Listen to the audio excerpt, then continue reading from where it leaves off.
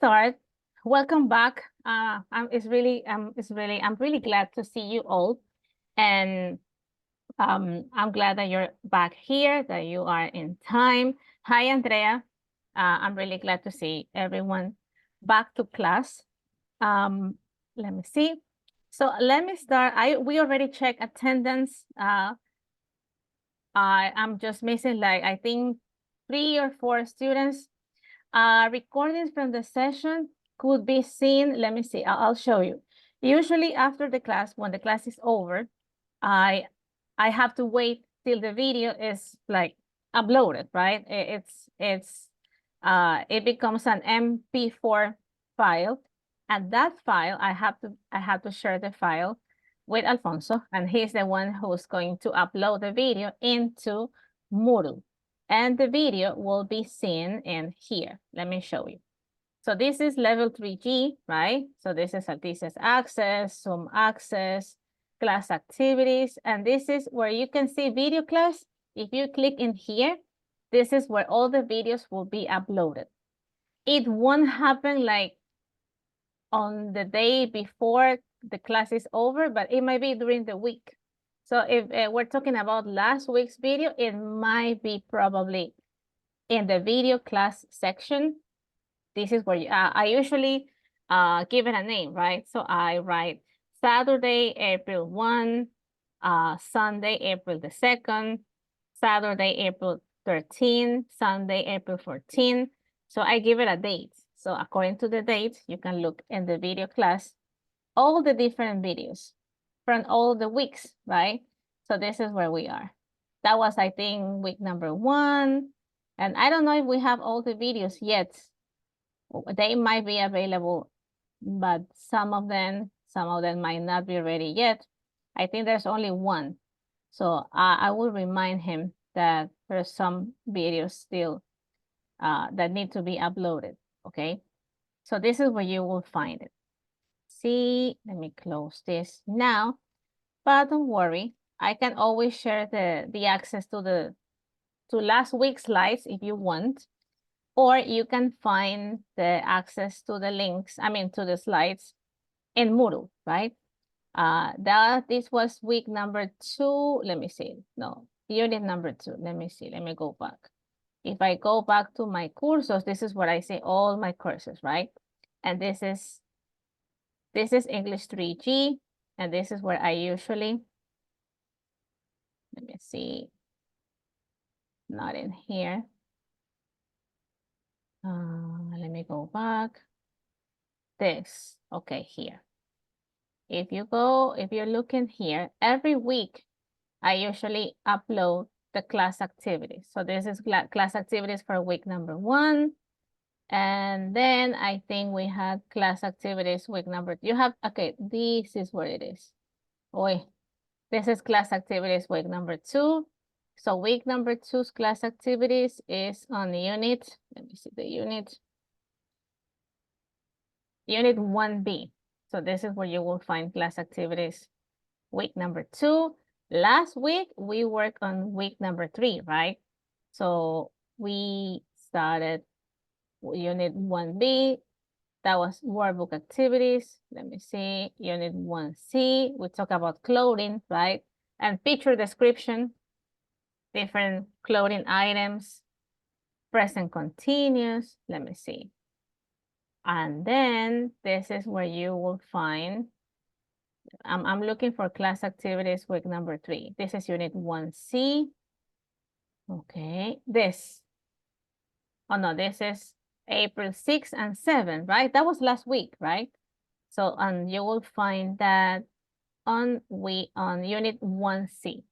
¿Sí ve? Justo aquí en la unidad 1C, si usted va all the way down, you keep scrolling down, generalmente al final, okay? Aquí yo lo coloco, mire, class activities, Saturday and Sunday, April 6 and 7. It's open. If you click in here, it will take you to the slides, okay? And today's class activities, then we need unit 2A, right? And 2B. I think we started unit 2B, but we could not finish, right? We just started.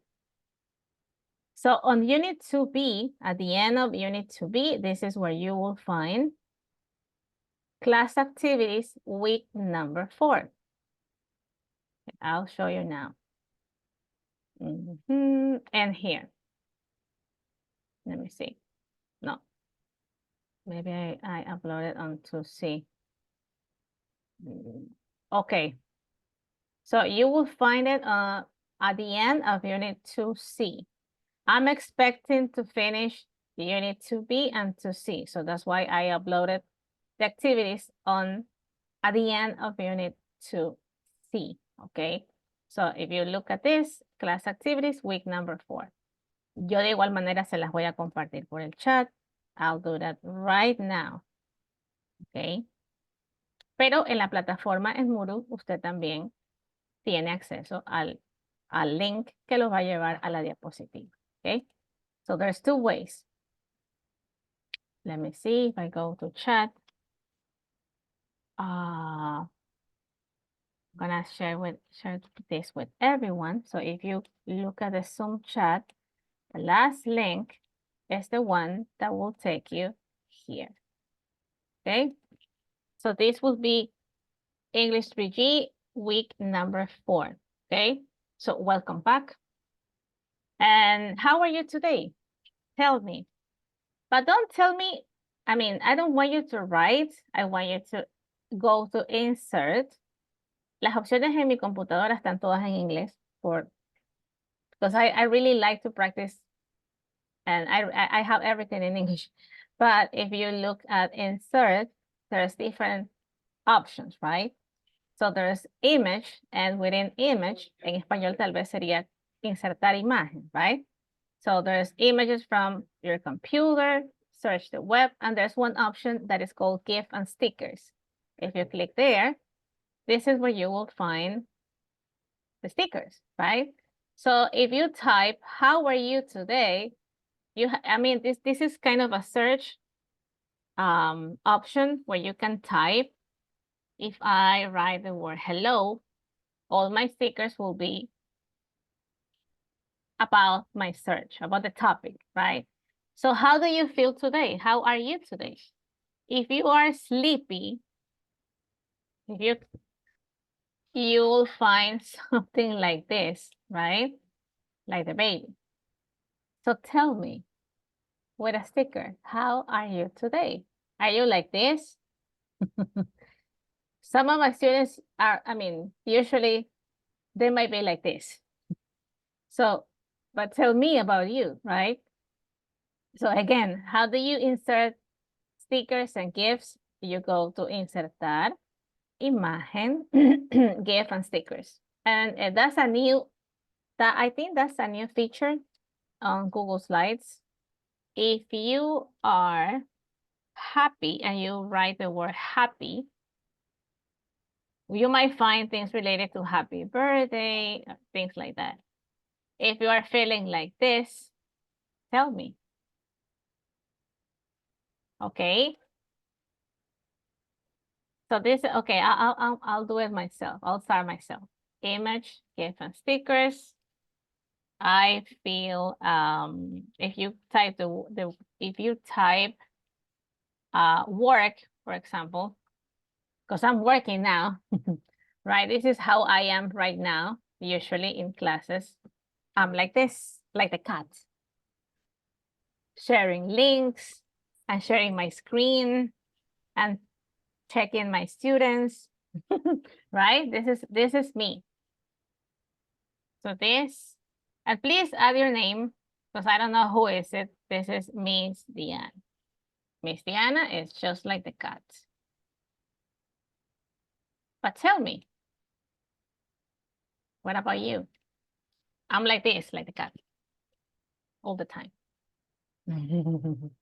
Morning people versus me. Who is it? Are you like the white dog or like the brown dog? Adrian. Why? What happened? Why are you so sleepy? Adrian Brown. Why is it Adrian Brown and not Adrian White?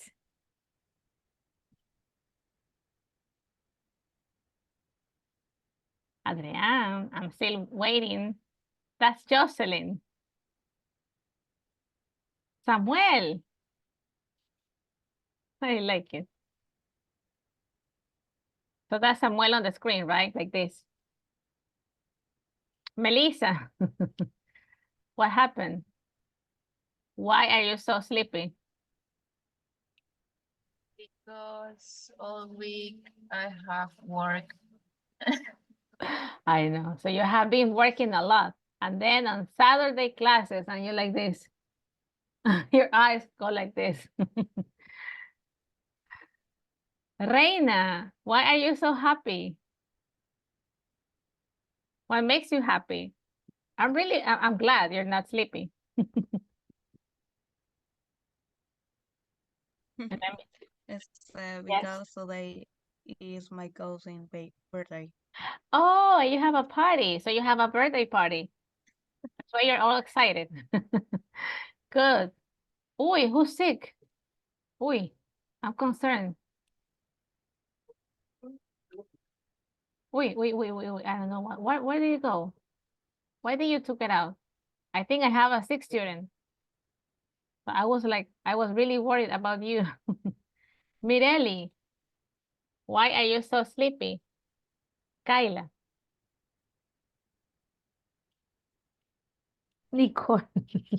But Nicole, please don't get too comfortable like the cat. You should be sitting like this. If you like go like this, you're gonna get more sleepy. Aria, why? Can you please explain?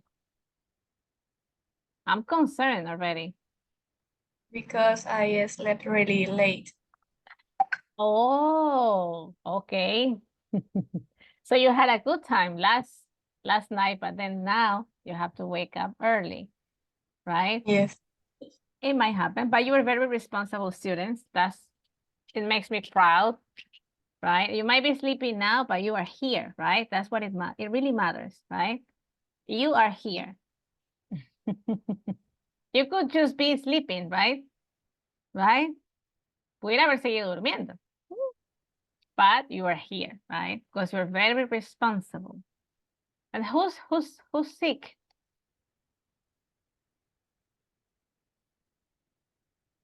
Cesar, how are you today? I am fine. You're fine. Okay, good. I'm glad. I'm really glad you're fine. Okay, so thank you. Thanks for sharing your stickers. Now let me see. This is what we were talking about last week, right? So why was it called the story behind the photo? I think we talked about this, right? Or not? I think we did. I think I could not finish to be. This was uh just the first like an introduction, right? But what was it called? A moment in history. Anyone? Any ideas? The election for Barack Obama.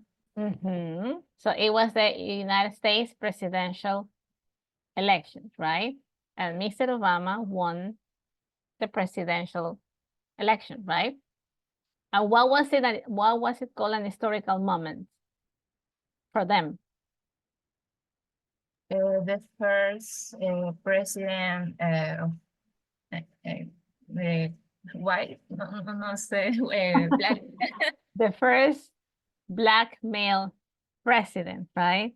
Because in the United States, all the presidents were not black, right? They were North American white people, right? But it was for the first time they had a black male president, someone who was not uh, like any other president they had before, right? It was completely different. So it was a victory not just for the uh, Black American community, but for other different minorities, right? If we talk about minorities, we could be talking about who? What about this lady?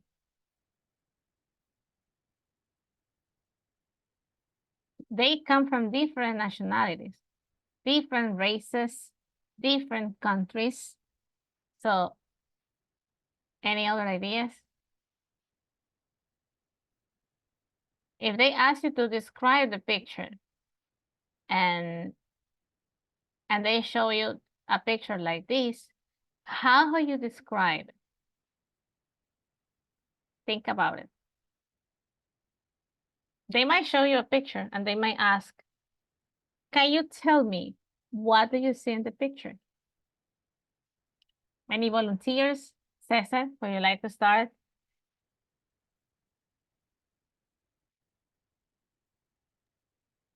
Um, Mhm. I guess they are so it's like they're looking the president, I guess. I mean, Okay. How like many people can you see in the picture? Is it like few people? actually here few people, but I guess it's a lot of people there. There were a lot of people, right? From how can you describe their face reactions? Thank you, Cesar. I would like to listen to someone else. Maybe, yes, go. Worried. The people are shocked. They look shocked, right? Good. Why?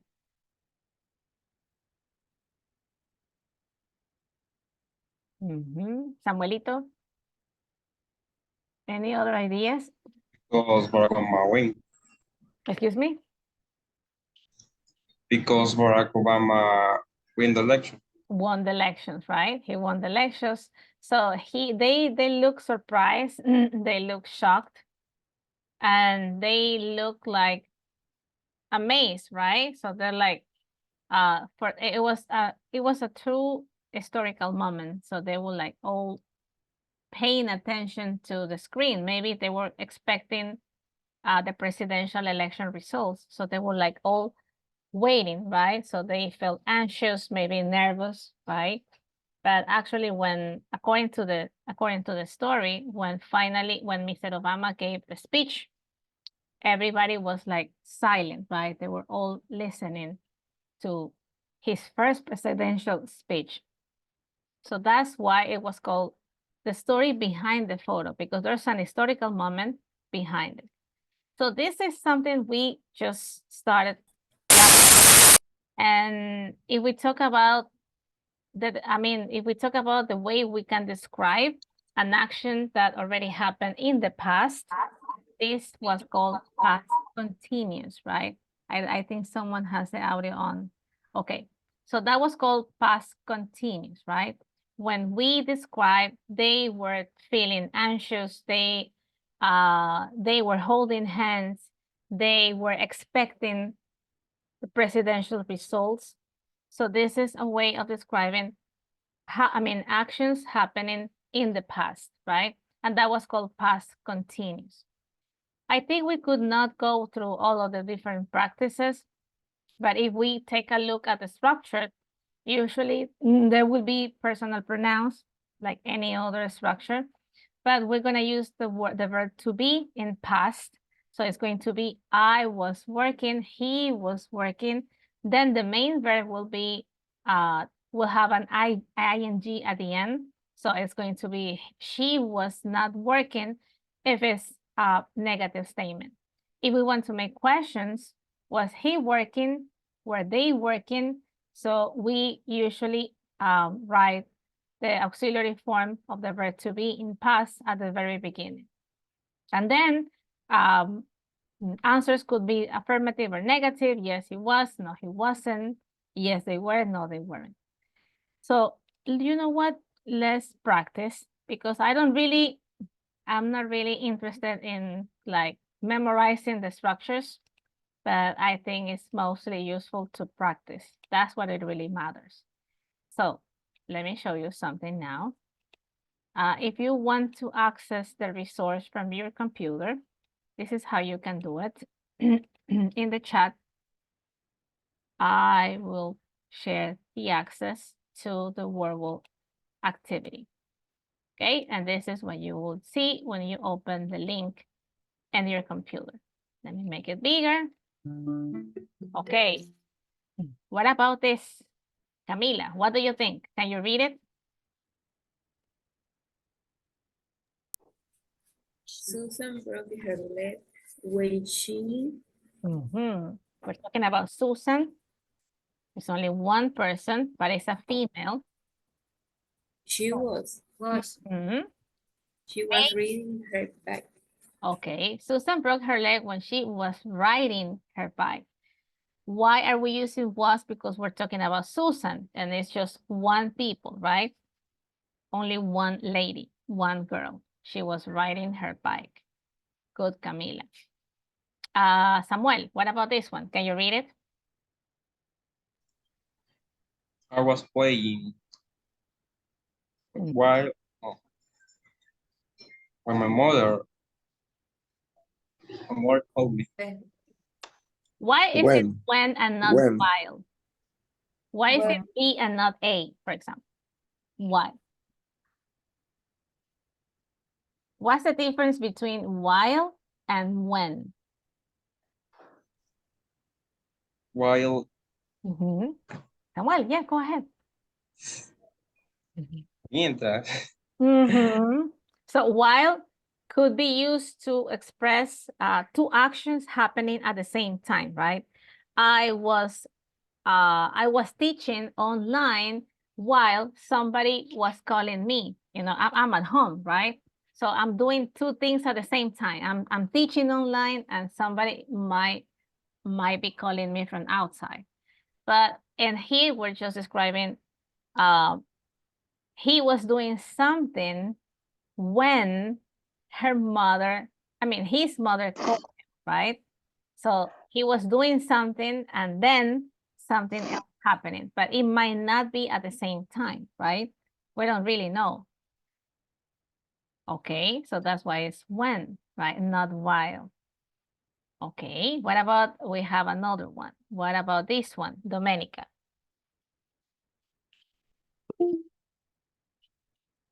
Can you read it, please?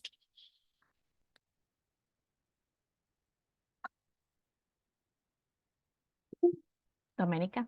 Okay, there you go. I was playing when my mother was cooking. I was playing while, so there's two actions happening at the same time, right? I was playing while my mother was cooking. Good. Okay, we got it. What about this one? Valeria, can you please?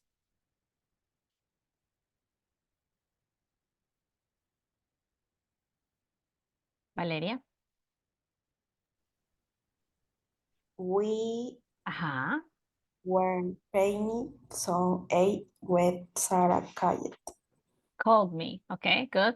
So we were doing something. We were painting X when then she called me. So I was doing something and then something happened while I was painting X, right? Good. What about this, Melissa? Can you please read it? When he fell off the ladder, he was climbing a tree. So he was climbing a tree. We might switch the two different ideas, right? We might say he was climbing a tree when he fell off the ladder. The ladder es como la escalera, ¿no? So he was doing something and then something else happened. Good. Andreita, can you please read this one? Hi, Andrea. I'm glad you're back. How are you doing? I was waiting Ray Getting while ready. it to Arrived. So I was getting ready and then I was doing something and then something else happened. So she was getting ready. She was maybe getting dressed and getting her hair done. And then Susan arrived, right? Good. What about this? Kyla, can you read it, please? Yes. Uh-huh.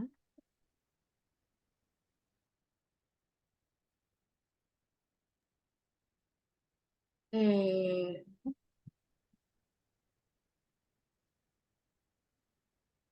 What were, they, uh-huh. they were. Mm-hmm. If we're talking about plural, right? Because we're talking about they. Not gonna be they was, right? Because it's plural. So what were they doing? They were. They were, Yeah, they were cooking while the baby was eating. So what is it missing on the word cooking? In present continuous. That's present continuous, but there's something missing in the word. No. Está mal escrito, right? So we're missing another O, so we can read cooking, right? It just says cooking. So Yes. they're missing one letter O. Good. So they were cooking while the baby was eating. So this is just one practice, because I usually enjoy this practice because it's really quick and it's really easy. But there's another one, and this is not just about past simple. This is, it might be a little bit more challenging because there might be a difference between past continuous and past simple. And I'll show you why is it different. Okay, let me see. Okay, thank you, Andrea, for using the chat. Not too many people use the chat, and that is actually a way of interaction, right? Using the chat. What about this? Is it past simple or past continuous? What might be the difference? Because we know past simple already, right? How are they different? Any ideas, Gabby? What do we know about past? Past simple.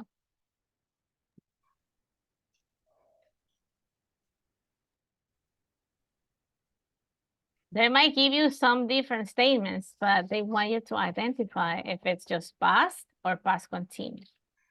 But how are they different? The form of the verb. Okay, the way you write the verb. Okay, good. And what about past continuous?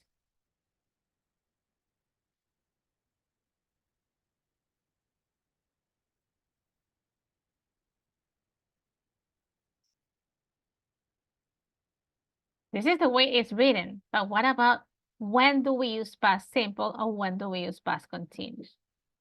Hi, Gregory, welcome back. Ruth, Justin. Hi, Justin. Hi, Gregory. Hi, Miss. How are you? Okay. Tuve un pequeño problemita y ya me conecté hace 30 minutos. Okay, thank you. Thanks for being here. Solo Miss, yo también estoy conectado, solo que Okay. estoy intentando pasarme en la laptop. Okay, you can do it now if you want, and then you can come back once you. It's really, I mean, it's actually better to be on a laptop than on.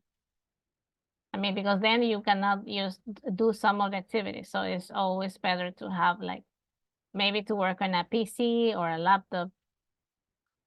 From your phone might be difficult. What about this, Estela? What can you read it, please? When is it past simple and when could it be past continuous? Okay, I think Justin is coming back. Good. Estela?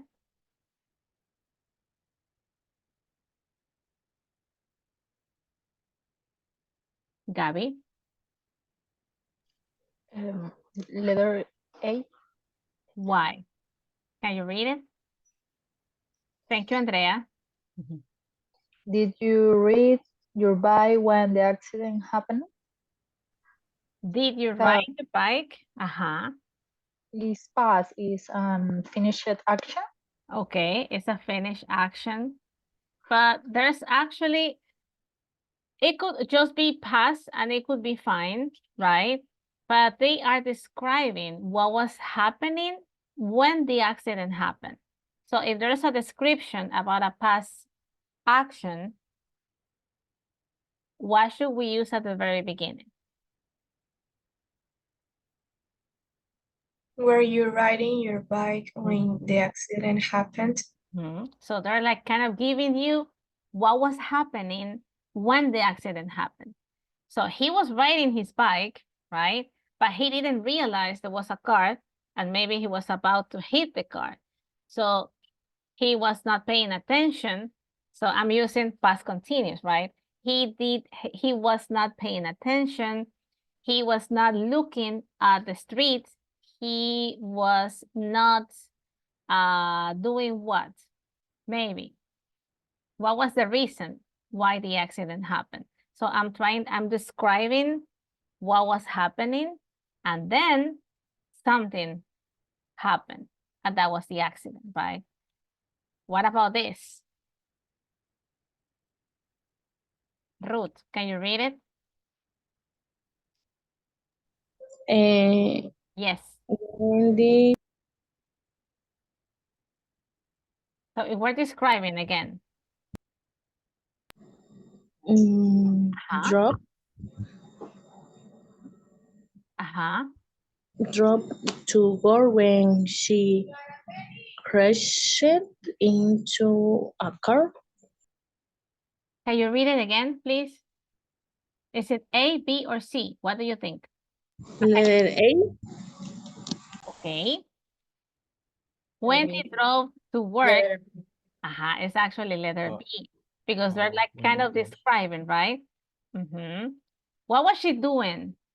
She was driving to work, but then maybe when she crashed into a car. But if we go back to the actions and we want go back to the description, she was actually driving to work.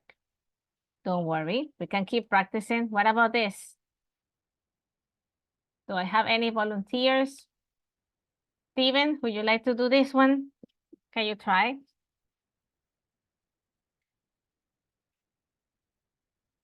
Steven?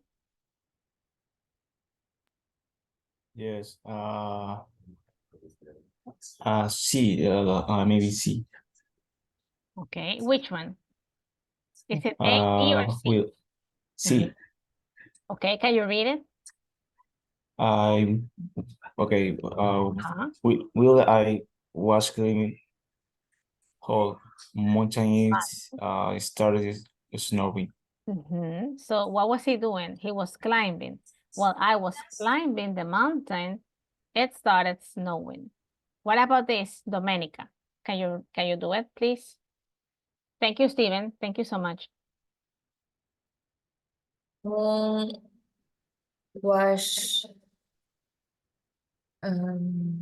brushing her teeth when I arrived home.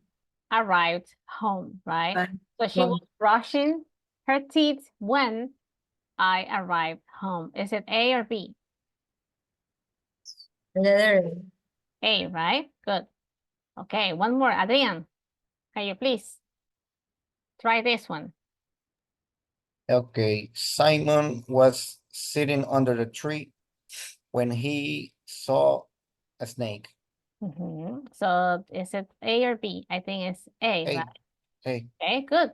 Thank you. Nicole, what about this one? Can you try it? This is actually a question, right? There's a question mark in here at the end. Go ahead, go. Yeah, they A. What were you doing in the hospital when I saw you? Okay. Okay, you work in the hospital, right? No. So you might be in the hospital and you might ask someone, what were you doing in the hospital when I saw you, right?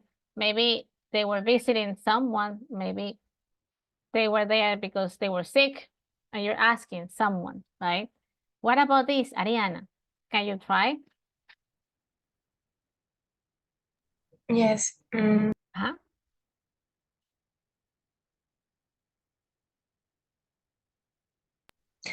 Dad was reading his newspaper when the ball hit him. Okay, so he was reading a newspaper, and then all of a sudden something happened, right? Good. Kyla, what about this one? Mhm, Um, mhm. I was Can you read was done. Can you read like the whole statement, please? Last night at the party, I was dancing while my friends was eating sweets. Mhm. So last night at the party, I was dancing while my friends, it could be the opposite, right? It might be past simple and then past continuous, right? So, oh, I'm sorry, it wasn't A, it was B, C, right? I was dancing while my friends were eating sweets. So they might both be past continuous. What about this? One more. Pamela, please. Yes. Uh-huh.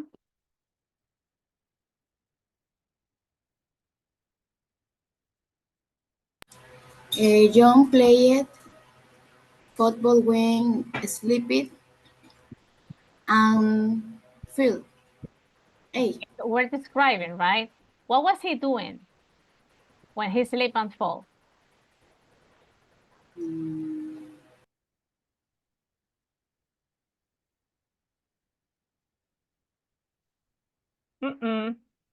He was playing, right? So what was happening? He was playing and then he slipped and he fell. Okay, that was the right one. But don't worry, that is just like extra practice. Now, I want you to, I mean, if we take a look at this, what's the difference between past simple and past continuous? Camila, can you read past simple, please? Just to remember.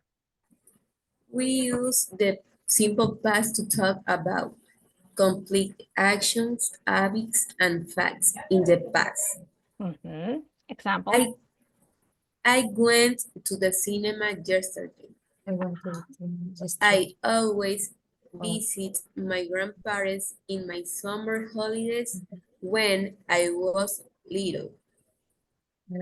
I lived near Liverpool for a couple of years. Okay, good, good. Let me see. I'm gonna ask somebody else. Thank you so much. Samuel, can you read past continuous? What are the rules? The past continuous is used to express interrupt actions, specific time as interruption, parallel Parallel action. actions, like two actions happening at the same time. Example. Example, I was watching TV when the phone rang last night at 7 p.m. I was having dinner while she was doing her homework. Her brother was playing football. Good.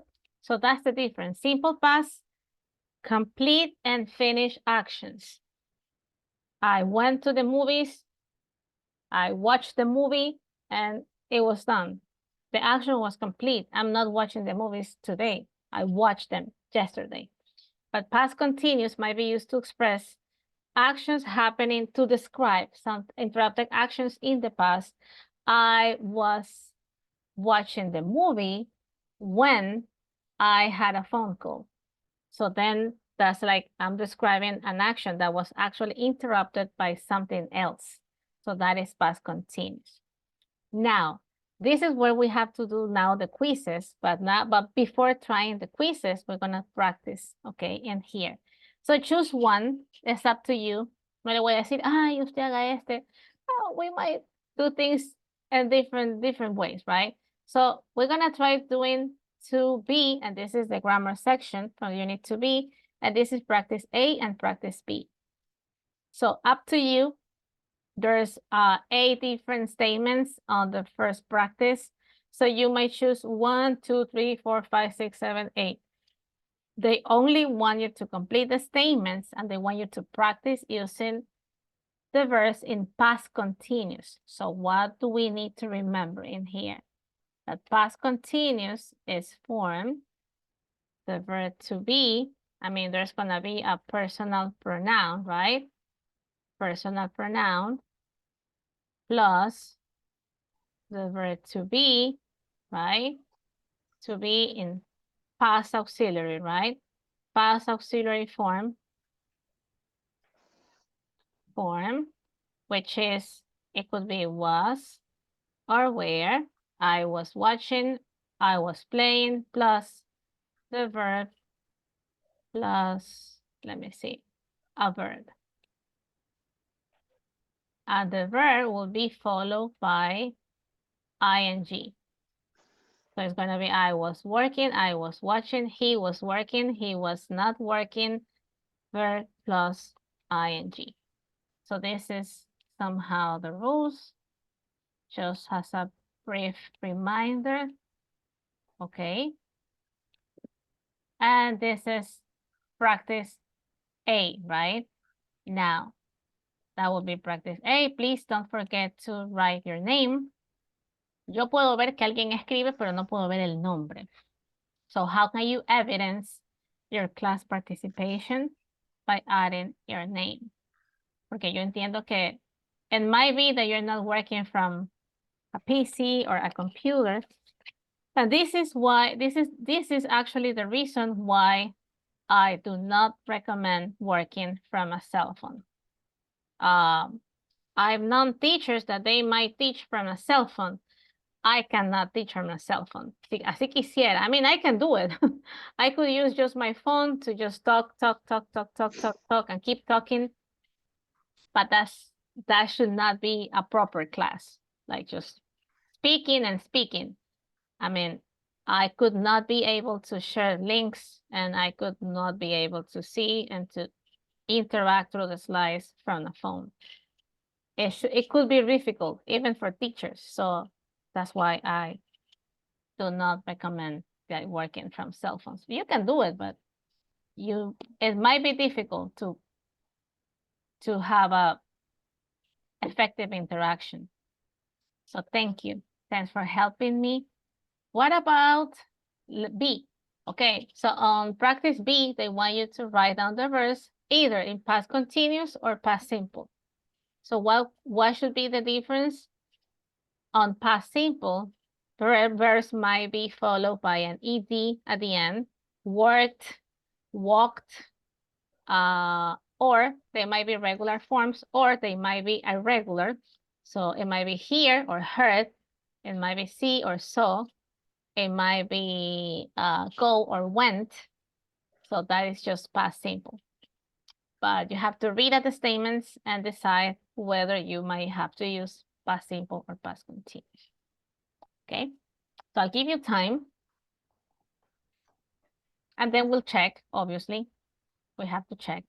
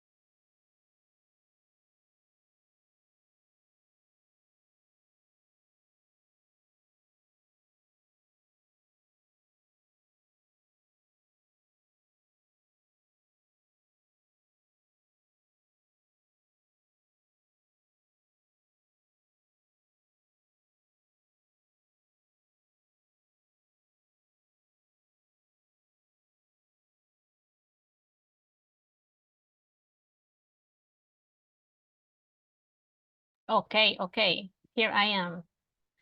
Okay, let's start. Let me see. Kyla, can you read the first one? Please, let me see. Where are we? Yes, Okay, we are in here. I was eating dinner, so I didn't answer the phone. Okay, and then how can you rewrite letter A? I think that's the first one, right? That was just the example, right?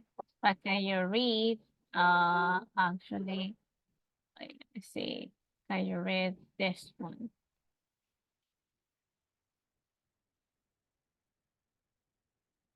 Oh, you know what? I think that was Mireli, right? Mireli, can you read yours, please? I think it was number 1, right? I Okay, took this phone when my wife was working in the garden. okay, I took this photo when my wife was working in the garden. So there was an interrupted action. She was working in the garden and then he took the photo. Okay, good. Thank you. What about number 2? Cesar, can you please? And yes, Mhm. he met his wife when he was living in Japan. Living in Japan. Okay, good. Fine, good. Thank you, Cesar. Number 3. Domenica. They weren't waiting for us when arrived. Okay, they were not waiting for us because it's a negative statement, right? They weren't waiting for us when we arrived. Excellent. Okay, so that was Domenica's. Camila, can you read number 4? Was she wearing a coat when she went out? Okay, good. Question. If we're talking about she, we should use was to start the question. Good. Number 5. Who's doing number 5? Can someone please help me? The sun, I'm describing. How was the sun? Was shining. Shining. So the sun was shining when I left for work. This week, the world has been shining a lot, right? It has been shining too much. It has been really hot. What about number 6? Janet, please. What were you doing at 7:30 last night? Okay, thank you. Excellent. Question, what were you doing? Because I'm talking about you, and then I have to use where. Good. What about number 7? Gabby. I was listening when you gave in the instruction. Instruction, right? Not listen, so that will be I was not listening. Good. What about number 8? Jocelyn.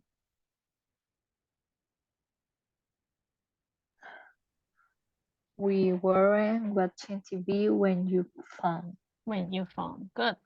Good. Excellent. Now let's go to letter B. Adrian, number 1. I broke my arm when I was playing football. Okay, good. Good. So a finished action, you cannot keep breaking your arm, right? It happened just once. And then, well, what was it happening? He was playing football. Good. Number 2. Arianita. Were you driving fast when the police stopped you? Excellent. Number 3. Nadie me ha ayudado. What happened on number 3? Can I get help? Reina, maybe. Jocelyn. Andreita. What about number 3? It's not done. And we're missing number 3 and number 4.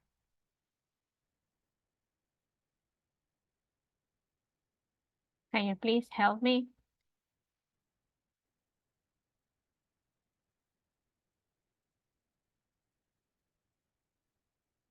Someone? Okay, Samuel, can you read number 5, please? When you called me, I was talking to my boss. Okay, good. Excellent. An interrupted action in the past. I was doing something when I was interrupted because my boss called me. Good. Number 6, Kyla, please. We studied in Cambridge when we meeting. Okay, we studied in Cambridge. I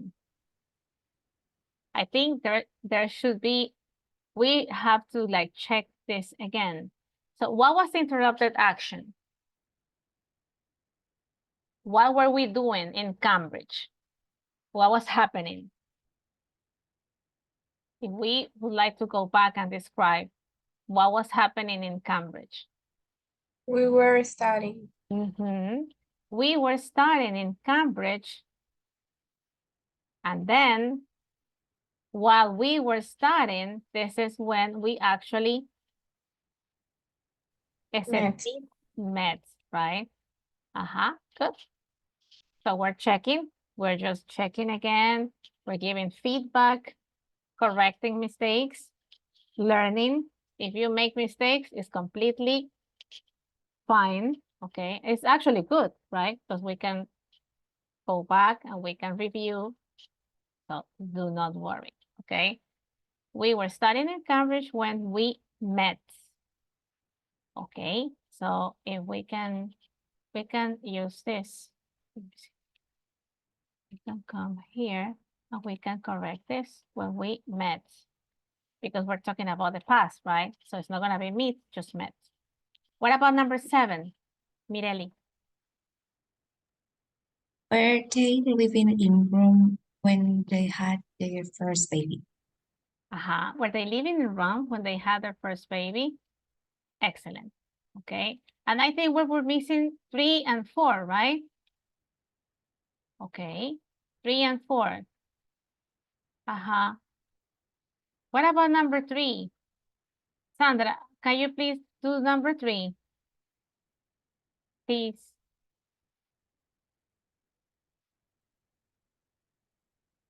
This one.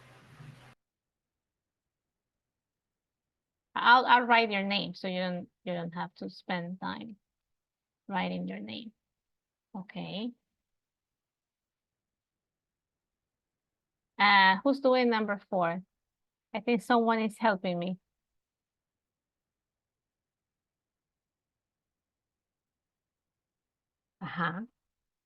Okay, so once we're done, once we finish checking all the different statements, you can go back in here. I'll show you where we are now.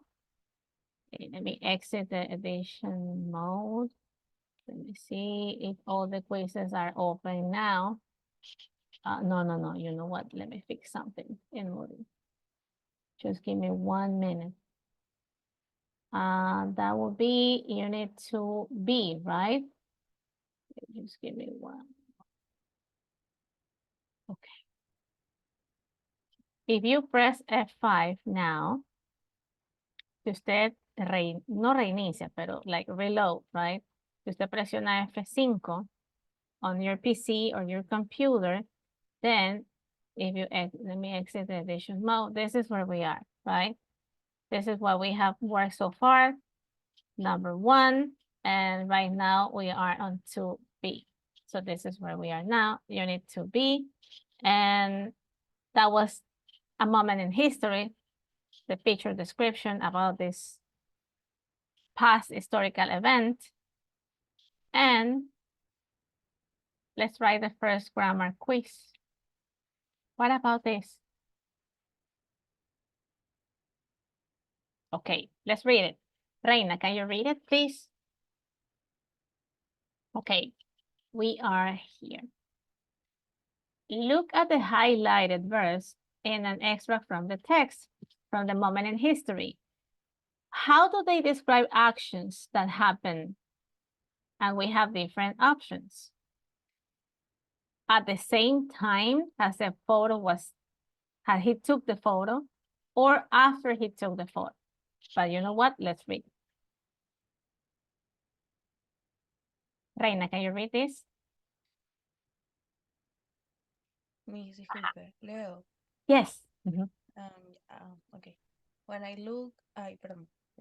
took this photo, everybody was looking at the TV screens, waiting for the election results Okay. Some people were quietly, Quietly. quality, holding hands and smiling. Smiling. Smiling. Others were tense and nervous. Okay. So thank you. If we read the statement, how do they describe actions? Is he describing actions that happen at the same time as he took the picture or after he took the picture? So there's only two options. Andreita, what do you think? Oh, this is unit 2B. 2B, and this is actually the first quiz.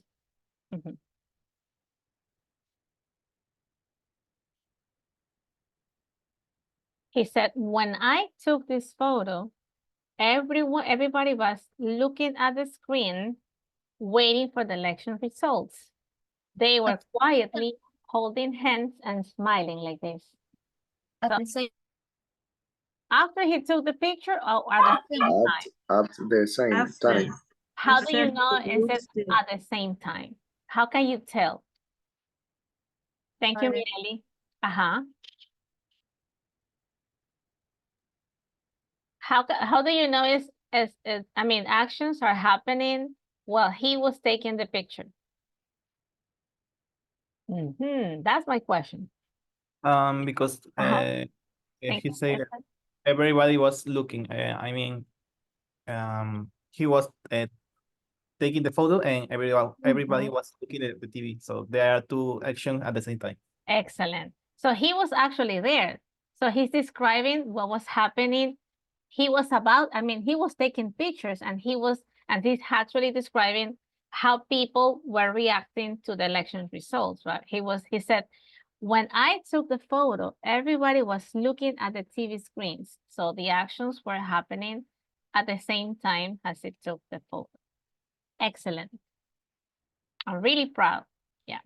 So it's actually fine. So that is actually the first quiz, and this is quiz 2A. Okay, let me see if I go back to unit 2B. And this is where we are now, just to let you know. 2B, and that was the first quiz, a moment in history. And that was the first grammar quiz. This is 2A, but there's grammar bank 1A and 1B. So this is what we can do now. It was done already on the slides. Let me show you. This is what it is. It's exactly the same practice as the one we were checking on the slides. So that is 1A. And let me see, how are you doing? Good. So Stella, okay, Stella, try again. Ariana and Jocelyn, good. So once you finish 2A, you can start trying 1A. And if you finish 1A, you can also go back and you can try 1B. This is 1B. Whether the actions were chosen past or past continuous. And here we have to be very careful when typing because they want you to type everything. And usually they will ask you to use, they will require you to use like the short form. Let me see. Let me see if someone is trying this already. Estela, good. Let me see. Let's check it, Stella's attempt. So they will ask you to write complete statements, right? Either in past or present or past continuous, but you will be asked to use the short form. So you have to use the contraction form and the apostrophe. Why is it number 4 wrong? What was the mistake in here?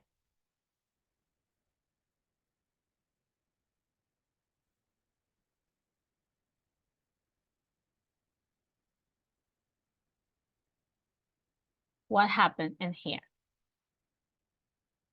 Anyone?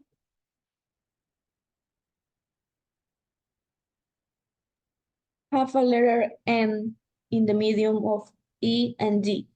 Yeah, so if you misspell the verb, it might be one letter N that should not be here, esta de aquí, right? Should not be there, but if you misspell the word, it might be a typing mistake, but you can always try again, okay? So let's go back. What? Exit this, and we can go back. And you can try again. And this is 1B, Grammar Bank section, okay? Let me stop sharing my screen now and let me see. I'll give you time, okay? I'll give you time so you can complete the grammar section. I'll give you 2 more minutes.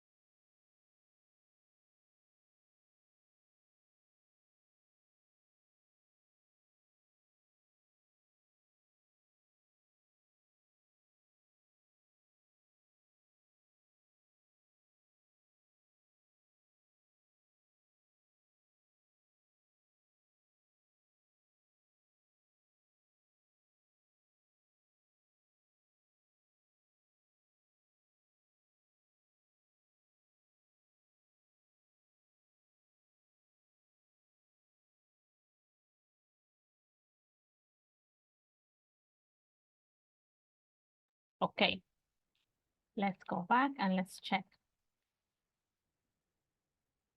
I'll show you where we are now. This is unit 2B, right? Okay, let's check. Okay. Wait. Okay, let's check at Grammar Bank 1A and Grammar Bank 1B. Okay. Gabi Shakir. And let me see. My wife was working in the garden. Okay, that was just one little mistake. Adrian, Stella. Okay, Stella is done. Okay. And that was the first grammar section practice. There's one more. Let's check 1B. Okay.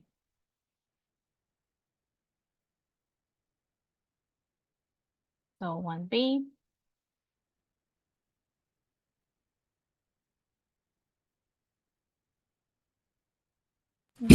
Miss, yo ya continúo con las actividades porque mi plataforma está cargando, porque no me salían las actividades que estaba realizando. Okay. Okay, thank you, Sandra. Okay, Domenica, Steven, where's Steven? Samuel, Ariana, Jocelyn. Okay, let's check Steven's attempt. What happened? What was the mistake? So what was the mistake, Steven?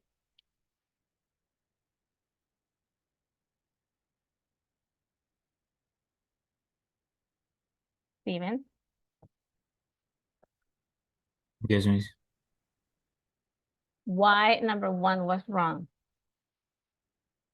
What happened?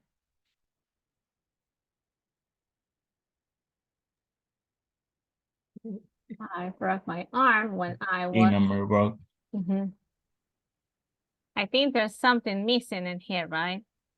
We were missing... Yes, my bad. I was playing. Okay. And then what about number 4? What was the mistake? Let me see. I didn't see the much I because think it's the I was... construction, right? Yeah. Might be the contraction. I think we're missing the contraction. Nos falta el apostrophe, I think. But you can try again. Did you try again? We were starting. Starting is actually Y-I-N-G. Tal vez fue solo una letrita. But you can try again. Okay. See. Ruth. Okay, Ruth is going back. Justin. Hi, Justin. Welcome back. Okay. And now, let's exit this for now. I would like to show you something else. These are little words like the words might be used in all the different contexts. It might be when describing specific times, days, dates, or long period of time. And that is called prepositions of time.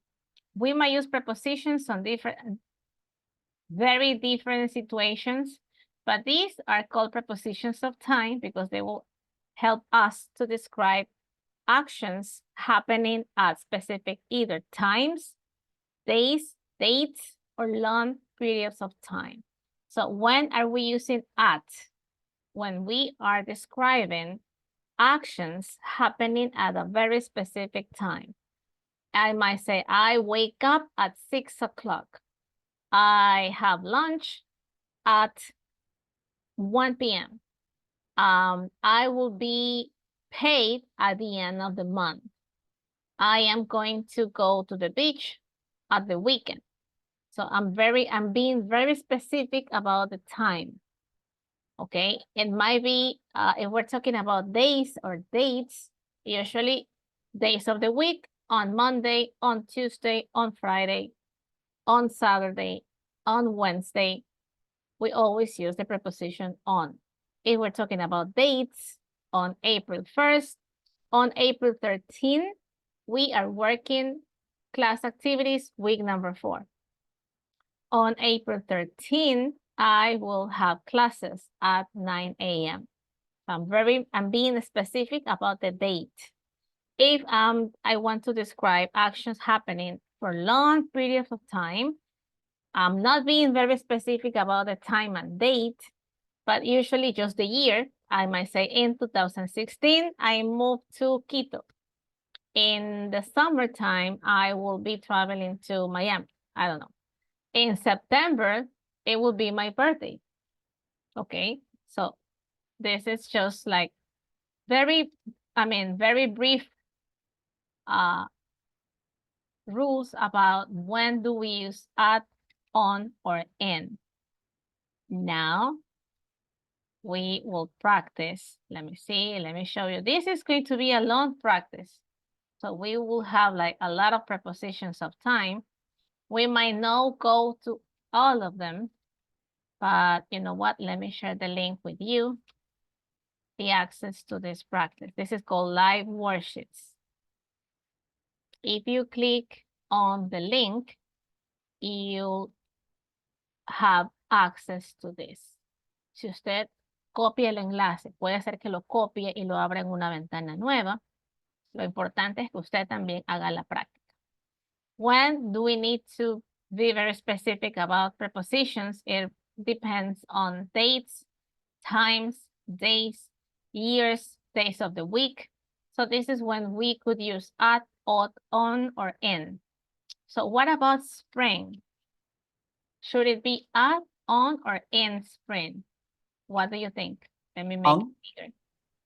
Because it's a day and, or Uh-huh.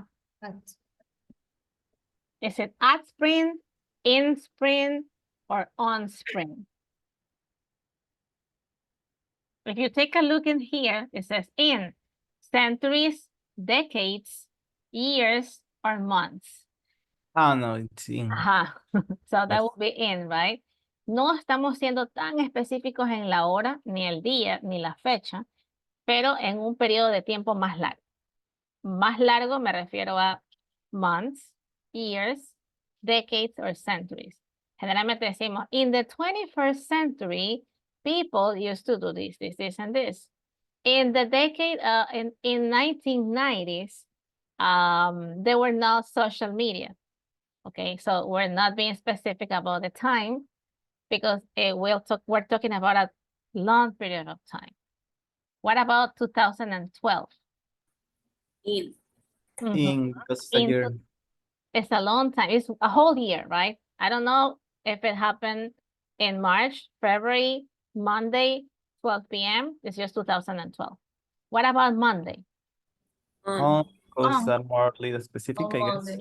On Monday, days of the week, days of the month, dates consisting of months and dates. Cuando ya la fecha le da el mes y el día. Entonces ya decimos, on February the 25th, we will have a holiday. Se me ocurre. On May 12th, we will have the final exam. Okay, so I'm not being that specific. What about Christmas Day? On because a holiday. It's a holiday. What about Easter?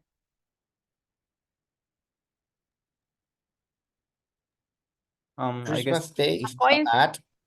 it's a holiday too, or Might be.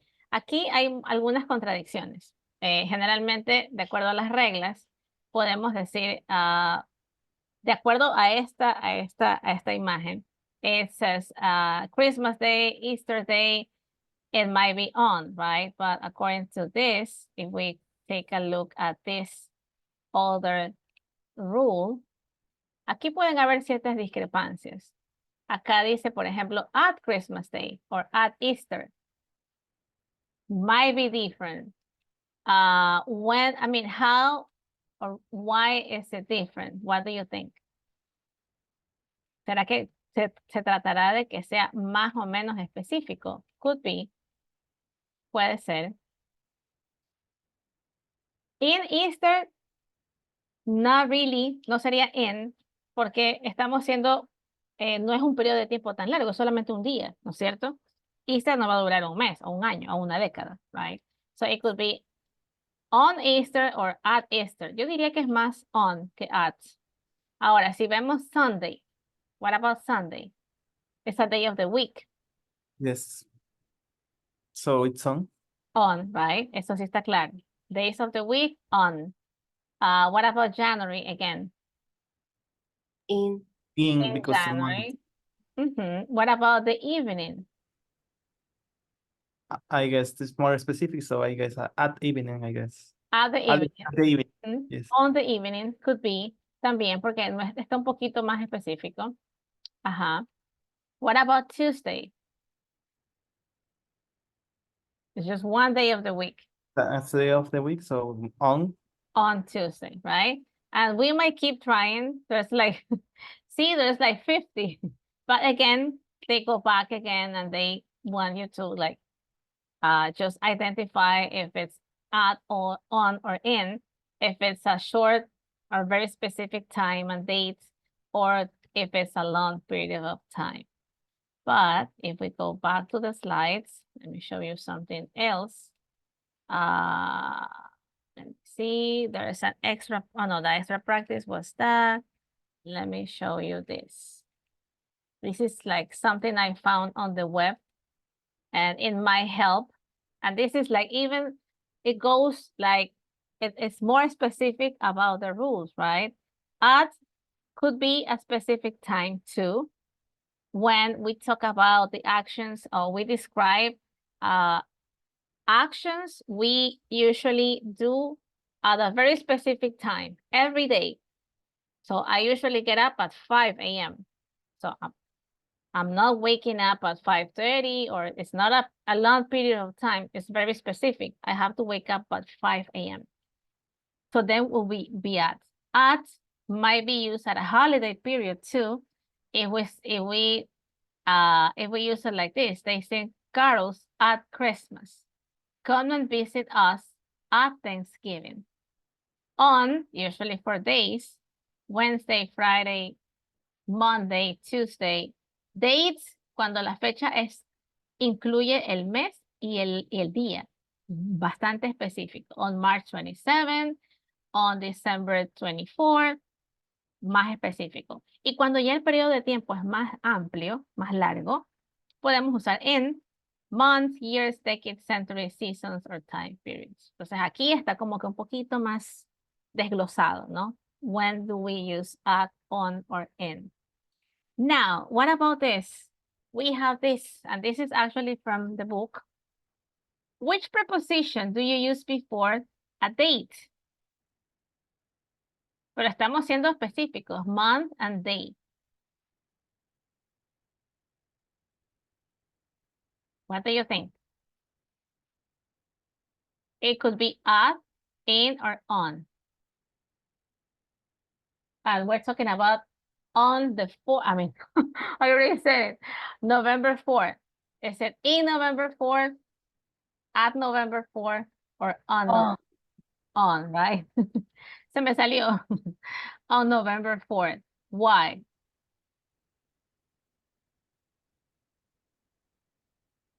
And that's Because my it's a question. date. Well, it's a day and It's the month and day, right? Very specific. On November 4th. What about number 2? Time. At, right? At 11 o'clock. We'll finish the class at 1 p.m. Time. What about number 3? Mornings, afternoons. In the morning, in the afternoon. What about specific places? The convention center. Mhm. So I'm going to be teaching in the convention center. I'm going to be looking at the TV show or I'm going to the concert in the convention center. Might be in if it's a room or building, pero también a veces se usa at en ciertos lugares. So en algunos puede ser in, en otros puede ser at. También, ahí hay algunas variantes. Okay. So now, can you please help me to complete this? And that will be the first vocabulary quiz. I'll show you where it is. If we go back to the platform, vamos a regresar a Moodle de nuevo. Acá estamos. And that will be the first vocabulary quiz. Y estamos por aquí, miren. This one. So that will be 3A. Okay, let's write. Let's write now. I think someone already tried it. Alguien ya se nos adelantó. I don't know who it was. Okay, let's see. Camila, good. Good. Thank you, Camila. It means Camila is working at the same time I'm explaining and she's already doing the quiz. Okay, why not? Ya ganó tiempo. Now, if we go back to the slides, I'll show you another practice. And that will be, let me see.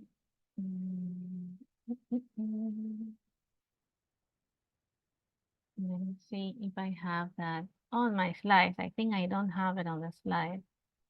Let me see. That will be the next vocabulary practice. see. Okay. You know what? Let's do it in Moodle. I don't have that on my slides, but it's right here. If we keep going, if we keep moving on the vocabulary section, 3A is done, right? About prepositions. 3B is also about prepositions. So what preposition do we need to use when talking about months? Again, in January, in February, in March, in April, or on January, on March, at January, at February, which is the one that we should use? That's the first one. What do you think, Adrian? Months.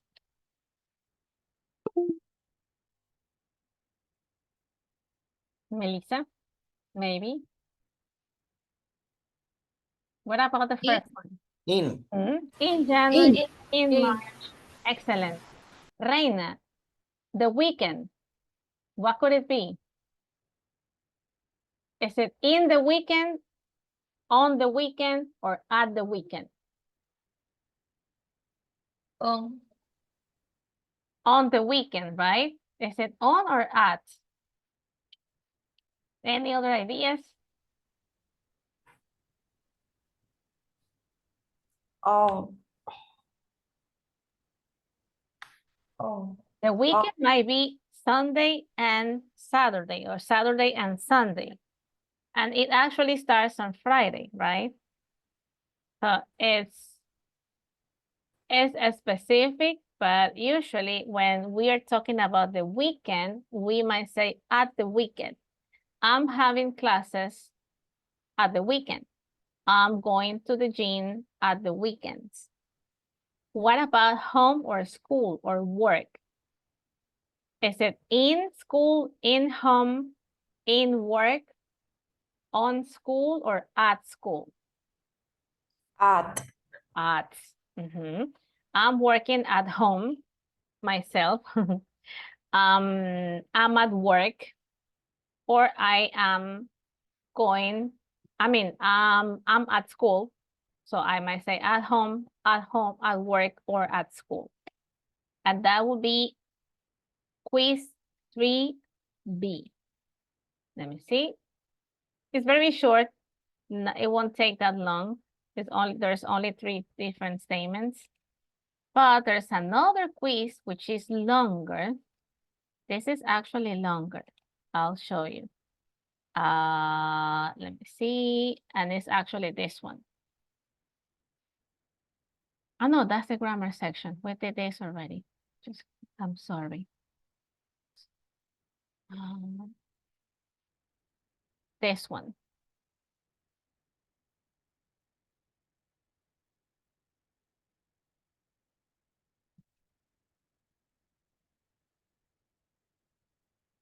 This one. There's another quiz, and on the vocabulary section, we have 1, 2, and 3. If we go to vocabulary section 2A, don't try it yet. Let me share my screen, because I don't have this on my slides. Esta imagen sí. I'm sorry, les pido disculpas, no la puse en el slide. I thought it was on the slide, but in here, so don't try it yet. Let me share my screen. We can try doing it in here together, and then you can try as a quiz, okay? Okay, so there's missing prepositions, but in here it might be also at, on, or in, but there's also of, for, about, and to. Aquí hay muchas más preposiciones. It's not just at, on, or in. So there's 15. So you know what? Let's try doing it together. Vamos a hacerla juntos. Okay. So, Pamelita, first one, number 1. I arrived. In. On. It might be, in here, since it's very specific, I'm talking about the place. I might say I write on Paris.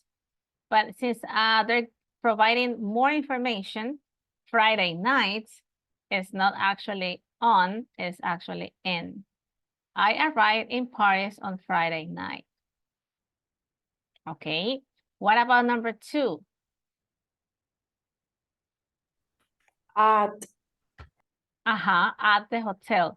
So it's usually at school, at home, at work. I was very tired when I arrived at the hotel. Number 3, usually you wait for, you wait at, you wait on people, you wait in people, or you wait for people. Estas son como expresiones. Aquí, algunas de estas ya no tienen nada que ver con el tiempo, porque no son de tiempo, pero son expresiones que generalmente se usan con ciertas preposiciones. Ya es algo que no hay una regla específica, pero son expresiones que usan ciertas preposiciones y otras que usan otras preposiciones. So when you usually refer to you're waiting, you might wait for someone. people. You wait for.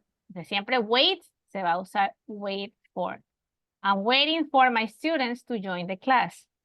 So usually wait is followed by for. What about number 4? Can you read it? What Yes. Can you read the whole statement, Cesar? letter 4? Number 4, yeah. Hey, what are you going to do the weekend? Is it on the weekend? At the weekend? I guess at the weekend. At the weekend. At the So weekend. usually at the weekend. Then what was the answer? I don't know. I depend It on depends on the weather. Esta también es otra que siempre sigue, se sigue de on. So depends is usually it depends on something. You wait for someone, or it depends on the weather. It depends on the situation. It depends on the price. Entonces depend va siempre on. What about number 5? I'm sorry, but I really don't agree. Aquí faltó esta, aquí faltó el espacio. Pero aquí, ¿qué faltaría aquí?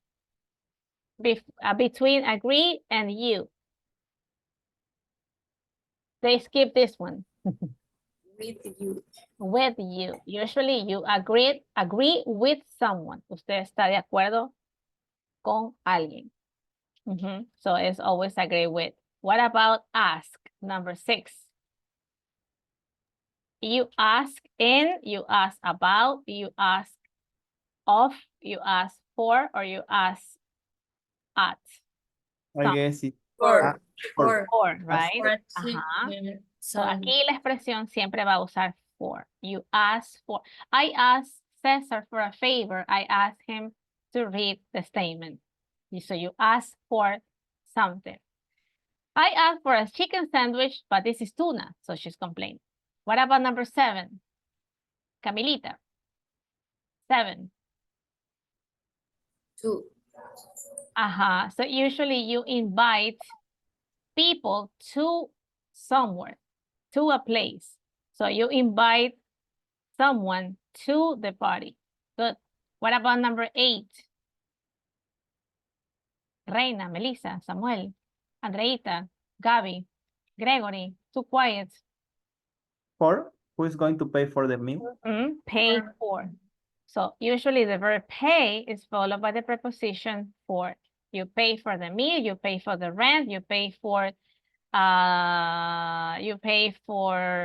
the bills. What about number 9? When you speak for, you speak in, you speak to, you speak at someone. Speak to. You speak to someone. Excellent. Entonces, esta expresión siempre se sigue de the preposition to. You speak to someone. What about number 10? You spend. You spend in, you spend at. On for. Otra. No. You spend about, you spend to. Ariana, what do you think? These might be the options. Uy, se me va a acabar el tiempo. Oh, my time. 10. Any ideas? Antes que se nos acabe el tiempo. 2. About. For food? 4. You pay, you spend, no, it's not 4. You spend, no, it's not 4. It's you spend, okay, I'm sorry. Let me go back. Give me one. I lost my time and I was in a hurry. Let me see if I can go back to the same practice. I was in a hurry and I had to close everything. Let me see if my time was expired or not. Let me see. Okay, I could go back. This is 4, right? This, you invite people to, you pay for the meal, you speak to someone, you spend money usually on food. Dijeron on. I don't know if you say on. Okay, I'm sorry. I was like running. So you spend money on food. You might spend money on clothing. You might spend money on entertainment. Hay gente que gasta el dinero, gastar el dinero. En español nosotros decimos gastar en algo, pero ellos no usan esa preposición porque es otro idioma. So they might use a different preposition. That's why it is difficult for us. Because sometimes we think on the words we use in Spanish, but they don't use the same words. The expressions are not the same. Usually you write on someone, you write for someone, you write to someone. To someone. To someone, good. Number 12. Valeria. Nicole, what do you think? Usually you worry on something, in something. Two. About. About. You Don't worry worry about. about. You worry about something. In this case, they're worried about the exam, right? What about love? This is an expression. You fell on love, at love, In about love. love, in love. Esta es una expresión. Nosotros decimos enamorarse, pero lo usamos en una sola palabra. Ellos lo dividen en 2 palabras. Y generalmente para la expresión enamorarse, ellos usan fell, que es como caer. Para ellos sería caer, ¿no? Caerse. Pero si unimos todo, sería como caer en el amor, más o menos. Obviamente no es como nosotros lo decimos en español, pero para ellos la expresión siempre va a ser to fall in love with someone. What about 14? About. You are not listening. What are you thinking about? ¿Qué estás pensando? What do you think? Of. You think of someone. What do you think of Shakira? Oh, I think she's great. And I think there might be fine, but let me see. I didn't try it as a quiz. 867, 933. What happened, Ariana? Which one? You think of. You think of. You might think about something. Aquí está la diferencia, miren. You might think about something. Usted piensa en algo, pero cuando se refiere a alguien, en este caso ya no es think about, porque usted está pensando en una persona. So, cuando es de alguien, you think of someone. Esa es la diferencia. A veces las preposiciones se pueden utilizar de forma diferente de acuerdo al contexto, si nos referimos a una persona o a un objeto. Ok, so ese pudo ser el mistake. Let me see, Andreita. Aquí bueno, el error fue to, no es think to, sino think of. But we learned, ya aprendimos. Mhm. So it's absolutely fine. Now, if we go back to this, right? To this.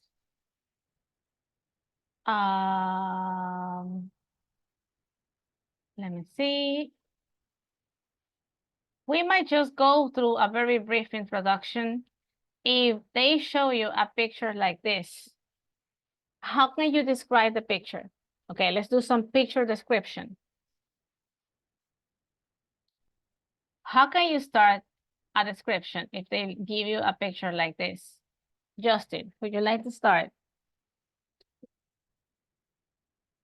Justin? Hello, miss. What if they show you this picture and they ask you on the final exam, can you describe the photo for me? How can you do it? Liberate. Mhm. Yes, this picture. It's called the image that costs a fortune. How can you describe it? Any ideas? Estela, maybe? Would you like to try? A patch of space. Where?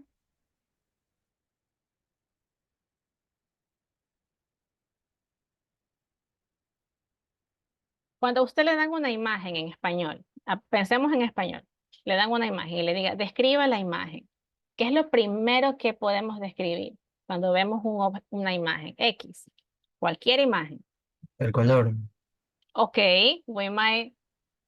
So if we have to like describe the color of the picture, what can we say about this? Does it look like a new picture or an old picture? It's in more revolution. Okay, it's an old picture. It's in black and white. It has no color. It looks like they are in a middle of a revolution, right?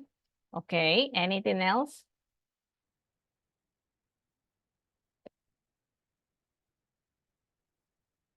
Okay, Estelita, any other ideas?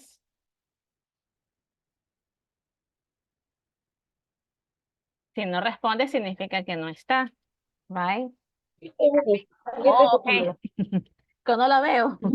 Okay, can you describe the picture, please? Sí, que estaba haciendo un programa, por eso tuve que apagar ahorita la cámara. Ah, okay, no la apague. Okay. Any other ideas about the picture?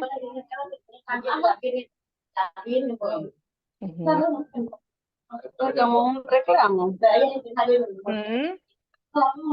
Maybe. No.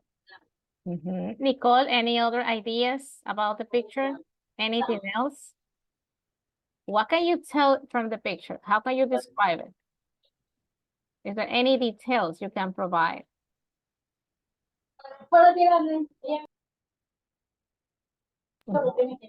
Any other ideas, Melissa? About the picture? Yes. An arch, not Like a protest, right? Yeah. So if we could describe what was happening? Demanding something. They were asking or they were demanding for maybe rights. Maybe they are against something, right? And they are like kind of expressing themselves through walking on the streets, right? How can you describe people's faces and their reactions? Any other ideas, Reina? Maybe? What about the girl? Si a mí me mostraran esa foto, yo lo primero que diría, I see a girl. There is a girl. Generalmente cuando describimos en inglés, hay algo que es así, a must, que es algo como súper importante. Si a mí un estudiante me dice, there is a girl in the picture, ya por ahí va bien. Porque está usando there is, Esa es la forma singular. Y el there are, ¿cuándo se usaba?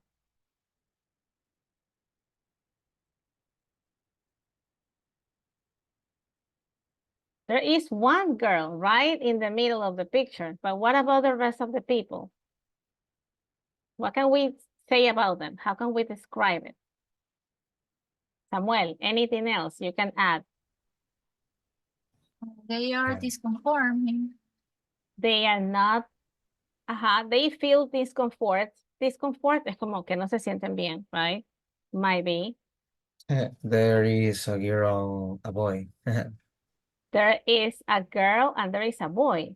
But Oh, there is the boy. one, I think it's not about that the majority are men, but all the focus is on the woman. Okay. So on right in the middle of the picture, you can see a lady, right? It looks like a lady or a girl. We don't know how old is she. She looks young, right? There is woman raising her flag. There is a woman raising a flag. There is a woman with ese iba a decir yo también. But what about the rest of the people? Todo el mundo me habla de la chica y el resto. ¿Qué podría decir usted? There are more people, or there are people, or there are, I can see, in the picture, I can see a girl. In the picture, I can see people walking, people shouting. ¿Qué significa shouting? Oh, where the man rise. Because they are not speaking. No están hablando así. They're speaking loud. Screaming. Good. Like, look There like is old no people. Young people. They look like young people, right? They look young. Okay, good.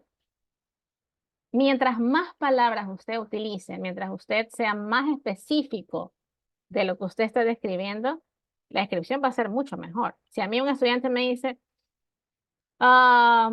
people, flag, a girl, no me está diciendo mucho, me está diciendo palabras nada más, pero no hay una estructura, no me está dando una idea lógica de lo que está viendo en la imagen. There are many people marching for the Maybe. right. They're marching for the right. Good. Okay, this is what we can see from the picture, right? Anything else? Iba a decir algo así similar. Yes, of course. Aquí, generalmente, cuando describimos una imagen, realmente no sabemos lo que estaba pasando ahí, no sabemos en qué país es, no sabemos quiénes son. Generalmente, cuando se describen imágenes, se infiere muchas cosas. ¿Qué significa inferir en español? En español, hablemos de español. I'm sorry que hago un paréntesis aquí. Inferimos mucho, pero ¿qué significa inferir?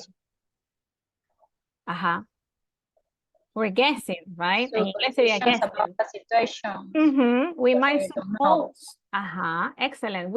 We suppose they are marching for the right, but we don't know. No sabemos, right? Pero estamos infiriendo por lo que vemos. Eso que usted infiere de lo que usted está observando es lo que usted, that's what you have to express, right? I believe, I guess, they might be walking for the right. They look mad. They look angry. Eso también puedo describir como sus sentimientos, their feelings, right? They look mad, they look angry. I don't know what is happening, but I guess, I believe, I think they are not happy. Something is happening and they are protesting, right? And that's why they are shouting and maybe crying, maybe screaming, right? So that's a lot of, we are inferring information. We are guessing. We don't know. But the more we can express, the more words we use, the better the description will be. Okay. So it's 10:59 and we will keep working on this, on the story behind the picture. There's a story like the one from Barack Obama's presidential election. there's a story behind this picture. Okay, and then we'll do that after the break. Let's have a break now. Vamos a tomarnos aquí. Okay, so thanks for being back. Thank you, Domenica, Jocelyn, Natalie, Melissa, Samuel, Mireli. Let me see. Hi, Camila. Hi. Okay, so thanks for being back. Hi, Estela. Let me see. I'm still waiting. Hi, Gregory. I think you're in a better place. It was too dark, but now I can see you better. I think you look better now. Sandrita, Andrea, thank you. I'm still waiting for Reina, Ariana, Valeria, Kyla, Gabby, Adrian, Elsie, and Ruth. Okay. So, hi, Cesar. Thank you. Thanks for being back. Okay, let's go back to show you. We were talking about the picture, right? About this, about the story behind the photo. So there's this another story, and there's another story, and there's another photo, right? Now this photo, we were just guessing. We were inferring information, just thinking and describing what might be happening in the picture. We were not really sure. And now, this is actually called the image that costs a fortune. Okay. Why did I call this picture the picture that costs a fortune? So we have to read the story or listen to the story. But at the very beginning, we are going to read. Okay. So why is it called the image that costs a fortune? Jocelyn, can you please help me? You know what, let me use the annotation tools again, just to let you know. The budget that costs a fortune. Yes, can you read, please? Caroline, the vendor, was born in 1940. 1940. She was the granddaughter of Count Maurice de Bernay, a rich aristocrat who owned a lot of property in Paris and Monaco. Although he had other grandchildren, the Count decided to leave all his money to Caroline. I never knew why, says Caroline. Perhaps because I was pretty. He paid for her to go to very expensive schools in England, and he hoped that she would marry well, perhaps a member of a European royal family. But Caroline was a rebel. She went to New York and worked there for a short time as a model. Then, in 1968, when she was 28 years old, she returned to Paris. Okay, so this is the story of who? What is the name of the girl? Caroline. Caroline, right? So this is the story of Caroline, the B-E-N-D-E-R-N, right? Caroline de Benderen. Where was she from? I think she was from which country? Paris. France, right? According to the story, she was, I think she's from France, right? From Paris, right? From Paris and Monaco. So what about her family? What kind of information they provide from her family? They are rich. Yes, they were very very rich. Very rich, right? Actually, who was her grandfather? Maurice de Bender of Count. It was a count. So a count means that he was someone from the royal family, right? They were royalty members. So that's why they were very rich. So what was Caroline's grandfather expectations? What did her family wanted her to be in the future, of course?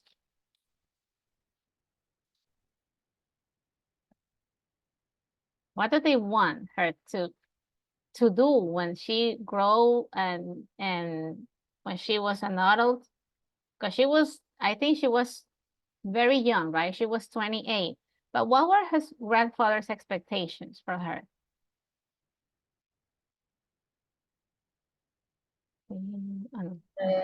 He thought she married well. They wanted her to marry well. And what do they mean by marrying well?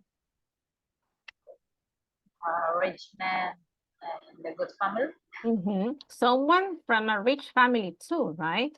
They did not want her to marry a poor guy, right? They wanted her to marry someone who had money, right? But what happened to Caroline? What were her plans? She had different plans in mind, right? She decided to leave Paris and go to New York and be a model. She wanted to be a model. She didn't want to marry a rich guy. According to this, they consider her, how did they call her?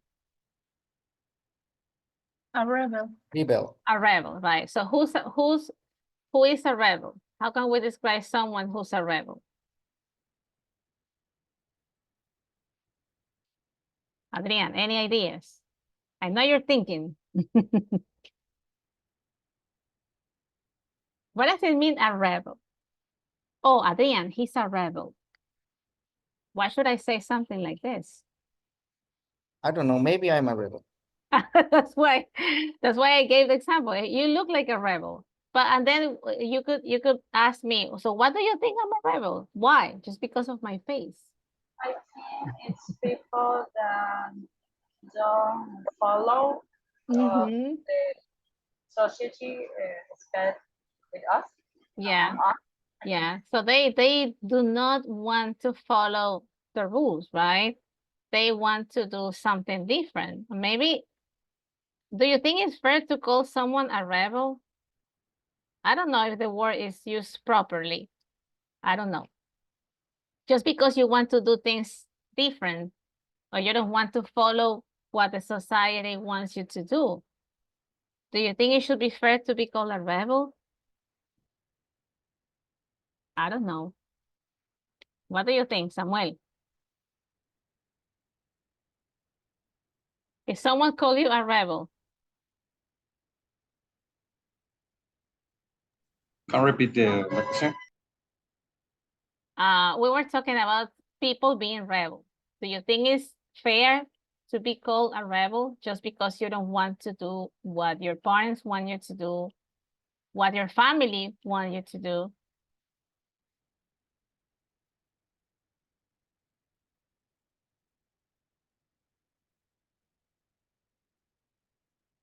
I don't know. I mean, in my opinion, I think it should not be fair to be called a rebel just because you don't want to marry someone rich.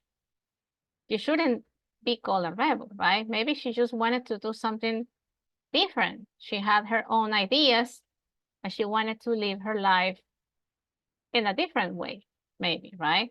So what happened to Caroline in 1968? When she was 28 years old, she returned to Paris.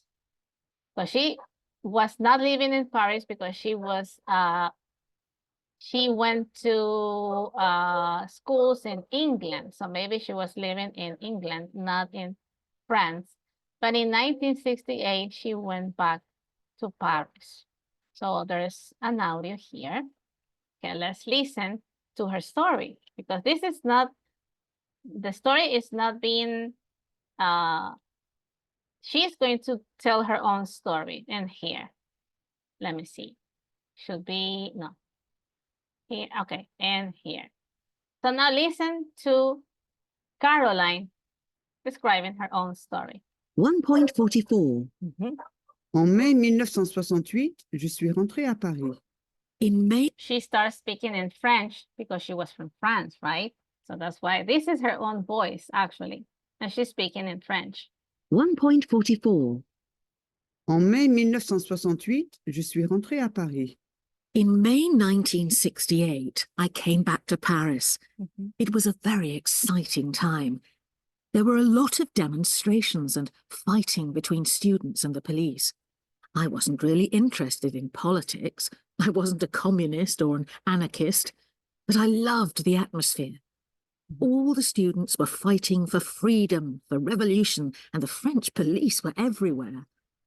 On May the 15th, I was with thousands of other young people. We were walking towards the Place de la Bastille. I was tired, so a friend picked me up and I sat on his shoulders. Another boy, who was walking next to us, was carrying a Vietnamese flag. It was the time of the Vietnam War. And he said to me, "Hey, could you carry the flag for me?" And I said, "Okay." There was so much happening that I didn't notice all the photographers. The next day, the photo was on the cover of magazines all over the world. When my grandfather saw it, he immediately ordered me to come to his house. He was furious, really, really angry. He said, "That's it, you're a communist. I'm not going to leave you anything, not a penny." I walked out of the room and I never saw him again. 6 months later, he died, and I didn't get any money from him. Nothing. So what happened? So what was the story? So why do you think the picture is called The Image That Cost a Fortune? Because she didn't receive money for the count because she was in the freedom. I mean, I am in that picture that I know it's like a kind of revelation. So they was furious for that the grandfather. Right, because when her grandfather saw the picture in a newspaper, I don't know if it was a newspaper or a magazine, she was right in the middle of a lot of people like screaming and fighting for what? What were they fighting for? And who were they?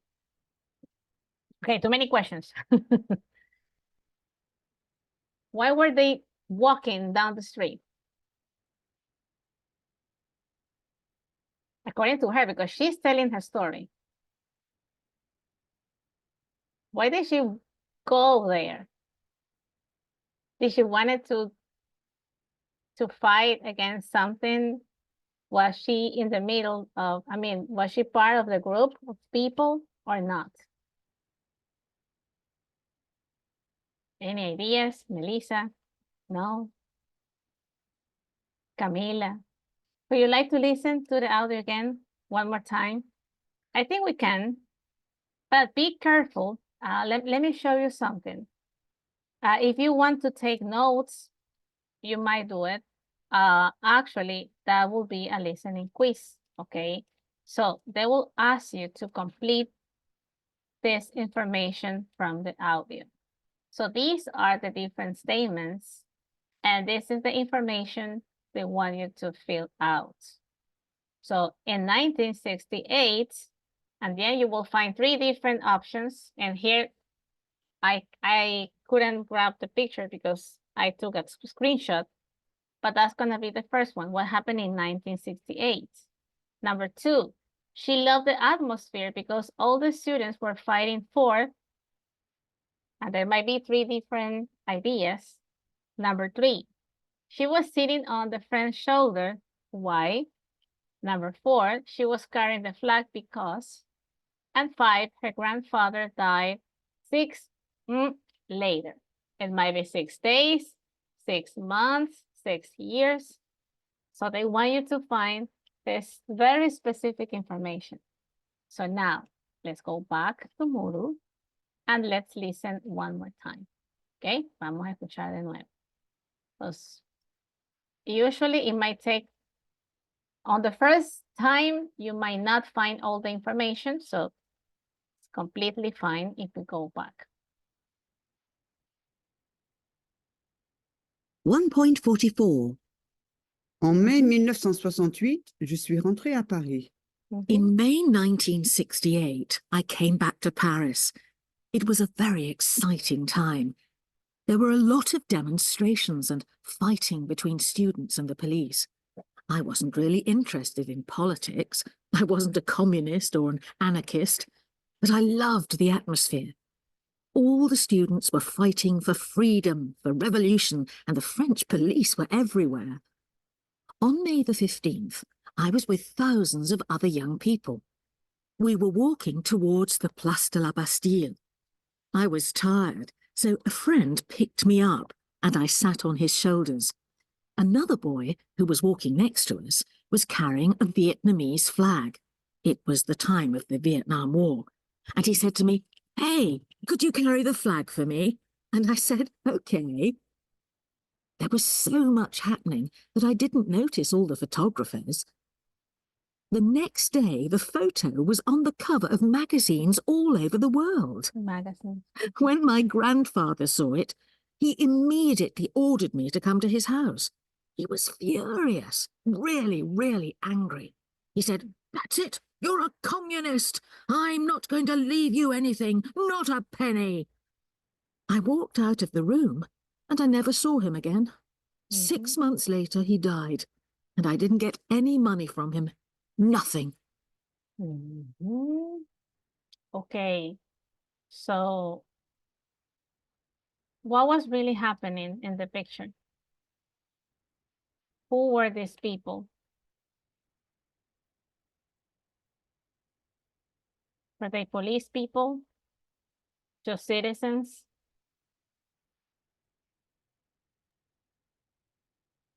Okay, if we try the quiz, let's try. Okay, there's always 2 chances. So let's try the first one. According to this, we might listen to the audio once again. But what happened in 1968? And these are the 3 different options. Arianita, what do you think? She was a communist, she was not interested in politics, or she was an anarchist. She wasn't interested in politics. Right? And she said that on the audio. I was not interested in politics, right? She was there, why? Why she was there? But she was not really fighting for anything, right? She was not even interested in anything related to politics. So what was she doing? And it's actually right here. She loved the atmosphere, right? People like shouting and screaming. But who were these people? Justin, any ideas? After listening. Democracy. No, not really. If we look back at the picture, who were those people? Were they workers? Were they politicians? Were they students? Were they religious people? So who were they? They were students. Students. They were just students. And they were fighting. And what did she love the atmosphere? What were they fighting for? Freedom. Freedom. Why? I don't know. They are not specific about why were they fighting for freedom. They don't provide that information, but that's the reason why they were protesting, right? What about number 3? She was sitting on her friend's shoulders. Valeria, what do you think? To take pictures so that she could see better, right? Being on top of someone's shoulders, or because she was tired?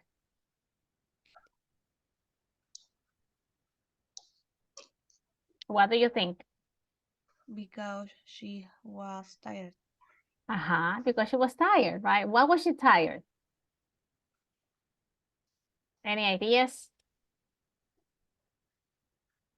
Thank you, Jocelyn.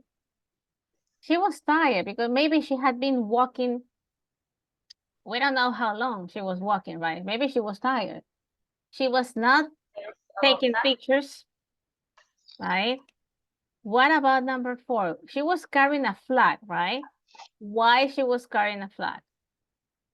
Any ideas? Mireli, maybe. Somebody gave Somebody just gave it to her. She didn't have a flag. She was not protesting. She was not fighting for nothing. So she didn't have a flag with her. And she was not a leader in the demonstration because she was not interested in politics, right? But just maybe somebody gave it to her. Since she was on top, somebody gave her the flag so she could be like this, right? And what about what happened to her grandfather? When did he die? 6 weeks later, 6 months later, or 6 days later? Andreita. Months later. Months later, right? Nunca dijeron weeks, but they said months. He died 6 months later, and she did not inherit any of the money.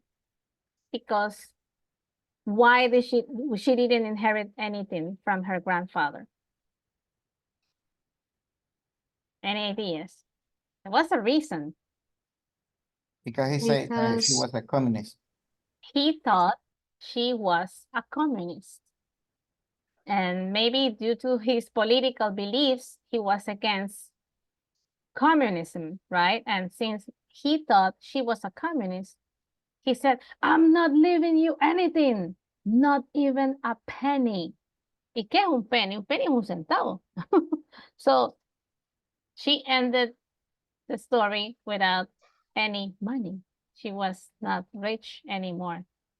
And that's how the story, and that is why the story is called The Image That Cost a Fortune. It really cost her a fortune. Maybe, do you think it was fair? Was it fair? So I have mixed feelings about Caroline. I think it was unfair.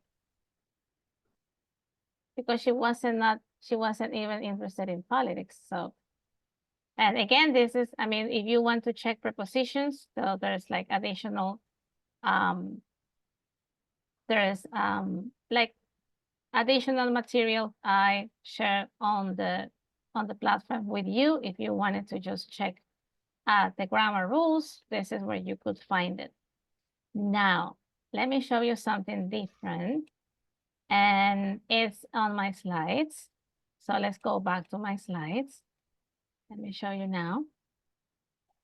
We're going to talk about, since we have been describing and telling stories, right? We might use Caroline's example as a story, right? What happened first in her story?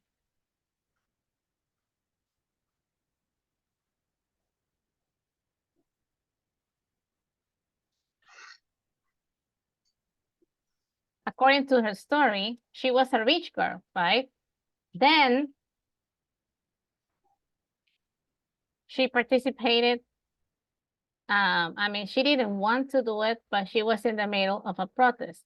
And what happened later, finally, in her story?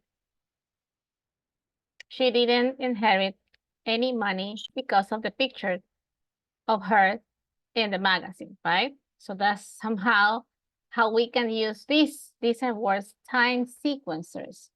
So time sequencers are words that can help us to describe different actions happening in the story. It's like a time sequence is when you organize your ideas into what happened first and next and then after and finally. So this is usually used to tell a story, right? It could be a story, it could be a routine. If we think about daily routines, what do you do every day? And what is the time sequence of the different actions? What happened first? And why you can use the words? So first, what is the first thing to do in the morning? You do in the morning. So first of all, you have to get up, right? So you first get up at 6, at 5, In my case, 5, at 7, at 8, at 9. So that's what happened. According to the sequence, this is what happened first, right? What about next?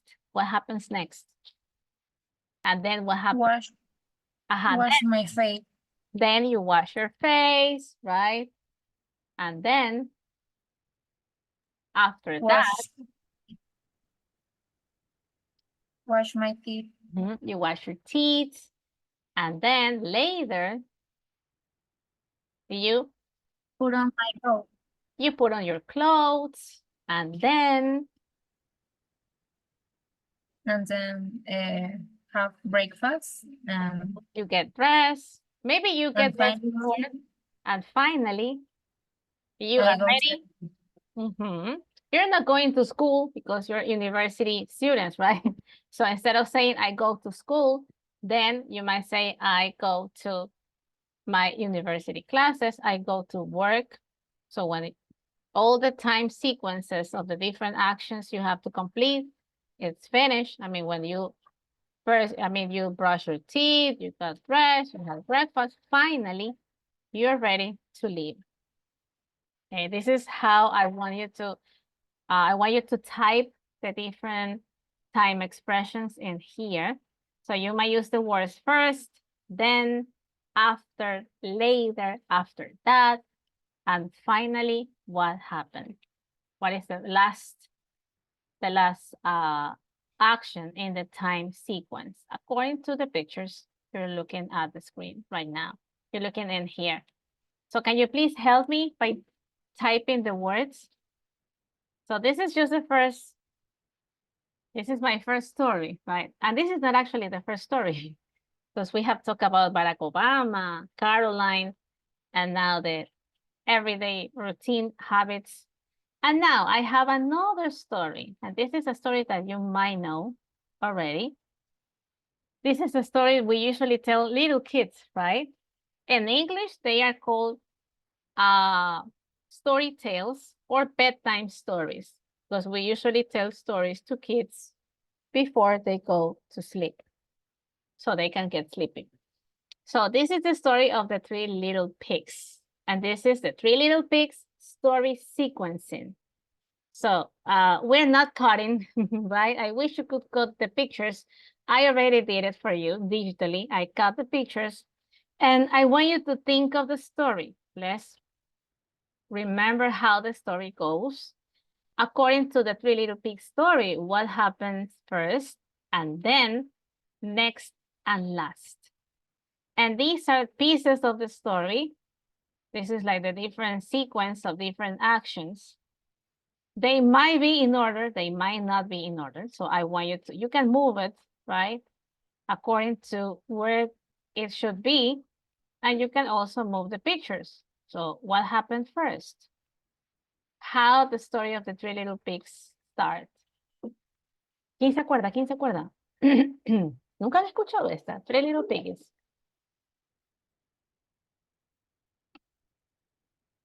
Nunca se las contaron de niños. Maybe, no.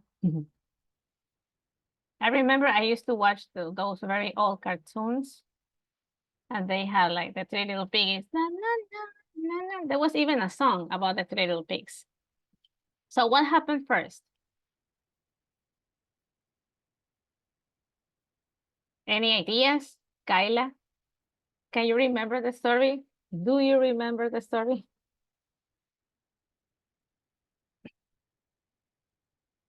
There were 3 little pigs living on a farm.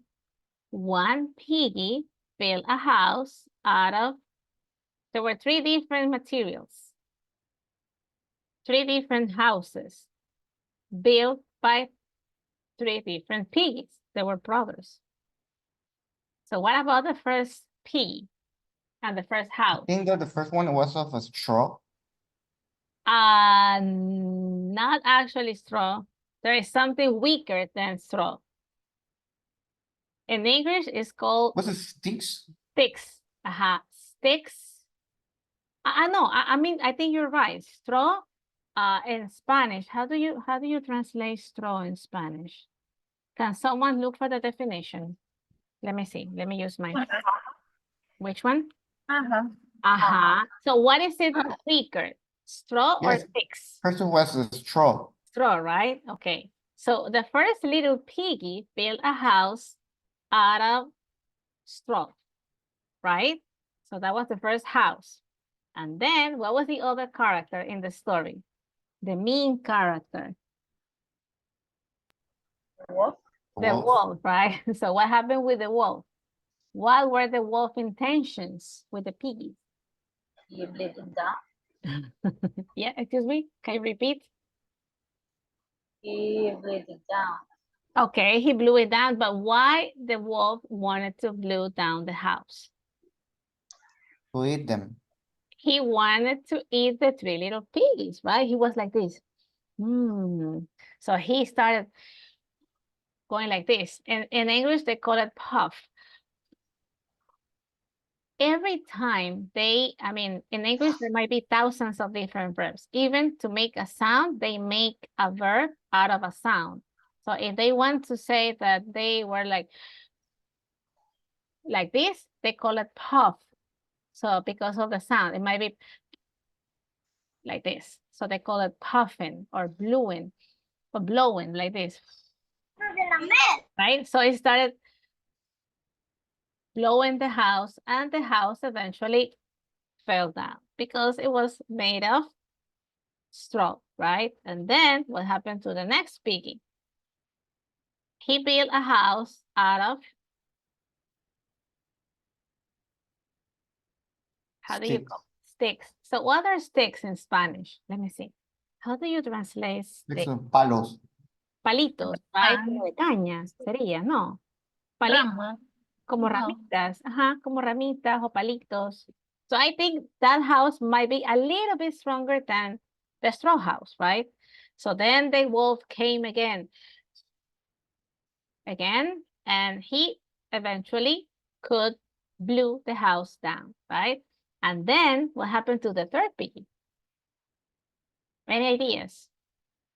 You can move the pictures because that's what I wanted you to do. I wanted you to have the chance to, I cut the pictures, I cut the different sections of the strips of the story, and I wanted you to organize them according to the story sequence, right?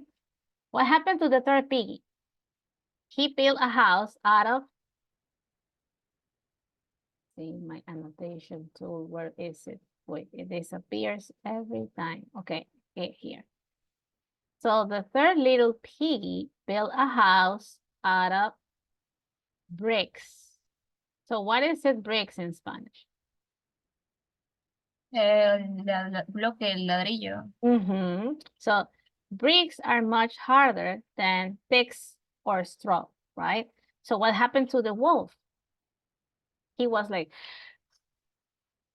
again, and what happened? Could he blew the house down or not?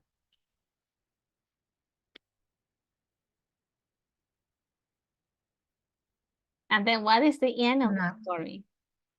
How the story finished? According to this time sequence, what is the end of the story? Why do the three little pigs are like... Fell into the flood fire. They fell into the chimenea. The chimney and la chimenea. So the wolf climbed down the chimney, right? He got into the house. Since he couldn't blow it down, he climbed down the chimney. And once he was inside the house, the three little piggies had a pot. What is a pot? A pot es como sería como una olla, somehow, right? So they had a pot, right? So when he fell down the chimney, he went right into the spot. And they fired on the pot, and then the three little piggies ate him. So instead of the wolf eating the pigs ate the wolf. So this is how the story had this is a different ending, I think. I don't know if the story, does it end like this, Mireli, or not? Is this the, so how was the real, what is the real end of the story? This is what I found. I thought it was kind of creepy, right? Like the pigs eating the wolf.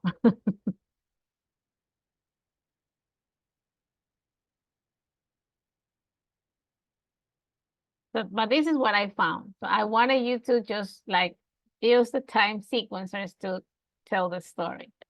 So can someone please help me telling the story now using the time sequencers? Who wants to try? Me. No se peleen, no se peleen. Okay. First, okay. Yeah, no, don't worry. No se peleen, por eso dije, no se peleen. Okay. Who wants to? The first, the pig built his house of straw on the wall, blew it down. Then the pig built his house out of a stick and the wolf licked it down. Next, the pig built his house out of brick. The wolf couldn't not blow it down and got angry. And last, the wolf climbed through the chimney. He fell into the pot on the fire and the little pig ate him. And that is the end of the story, right? So now this is how we are using time sequencers. These are the words called time sequencers to describe the different actions happening and how the sequence goes in a story. If we didn't use these words, we could not, guess what happened first, right? Was it the pigs eating the wolf at the beginning, or was it the house or the brick house, the straw house? So this is how the story makes it, it is coherent, right? It has sense. It has a logical sequence of events. Okay, so that is my first. This is just how I wanted you to use the words, just to introduce you to time sequencers. Now, if we go back here, we have another story, but this is not a story about the three little pigs. This is a story about Hannah and Jamie. And actually, it's kind of a love story. It's not really a story tale, but it's actually a love story. So what happened and how we are going to use different time sequencers to know what happened at the beginning, what happened then, or 2 minutes later, after that, next day, one evening in October. This is one evening in October, suddenly, or when. So within the text, we might use these time sequencers to complete the story. But you know what? Let's start reading the story, right? Let me see. Let me use my annotation. Siempre se esconde. Wait. Okay, I found it. So who wants to start? Is there any volunteers? Hannah and Jamie. Wait, no. Let me see. Let me use it like this. Okay, this is how the story starts. Okay, any volunteers? Adrian, would you like to start? Hannah met Jamie in the summer of 2010. It was Hannah's 21st birthday, and she and her friends went to a club. They wanted to dance, but they didn't like the music. So Hannah went to speak to the DJ. This music is awful, she said. Could you play something else? The DJ looked at her and said, don't worry, I have a perfect song for you. Okay, so this is how the story starts, right? Very interesting. You know what? Let me see. Is it the first one done? Okay, no, you might keep going. This is how it starts. Okay. Continue? Yes. Okay, 2 minutes later, he said, next song is by Scouting for Girls. It's called Blue as Your Eyes, and it's for a beautiful girl who's dancing over there. Hannah knew that the song was for her. So which word can we use to keep telling the story? So first they met. When did they meet? Which year? Any ideas? Andreita? No? Gregory? When did they meet? Hannah and Jamie. And how? How did it happen? They met in the summer of 2010. So they ask you when, it's about the time, the year, right? So they met in summer 2010. Okay. And then why, I mean, how do they meet? What was she doing? Any ideas? Ariana?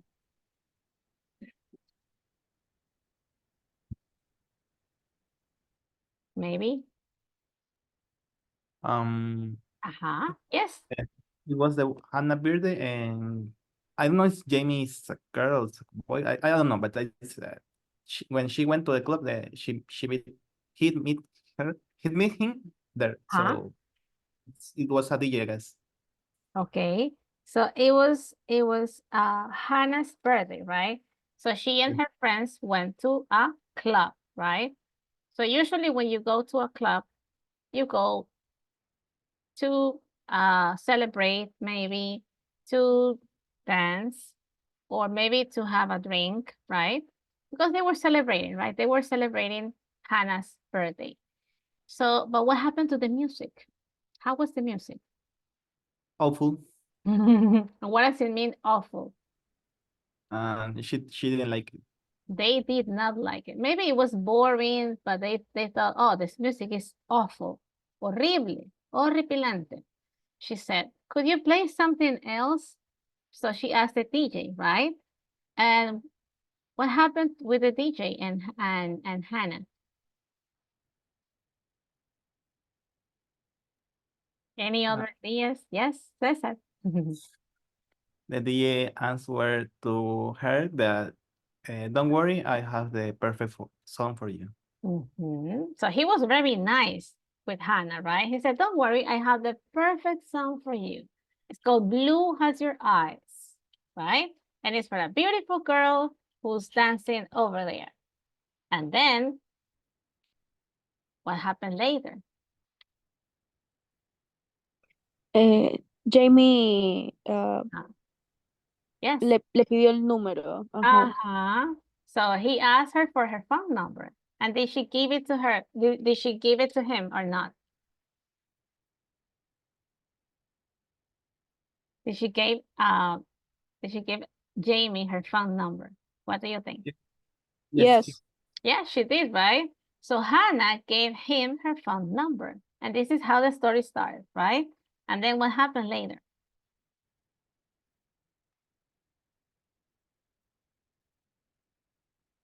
They started dating, right? So where did Jamie took Hannah? They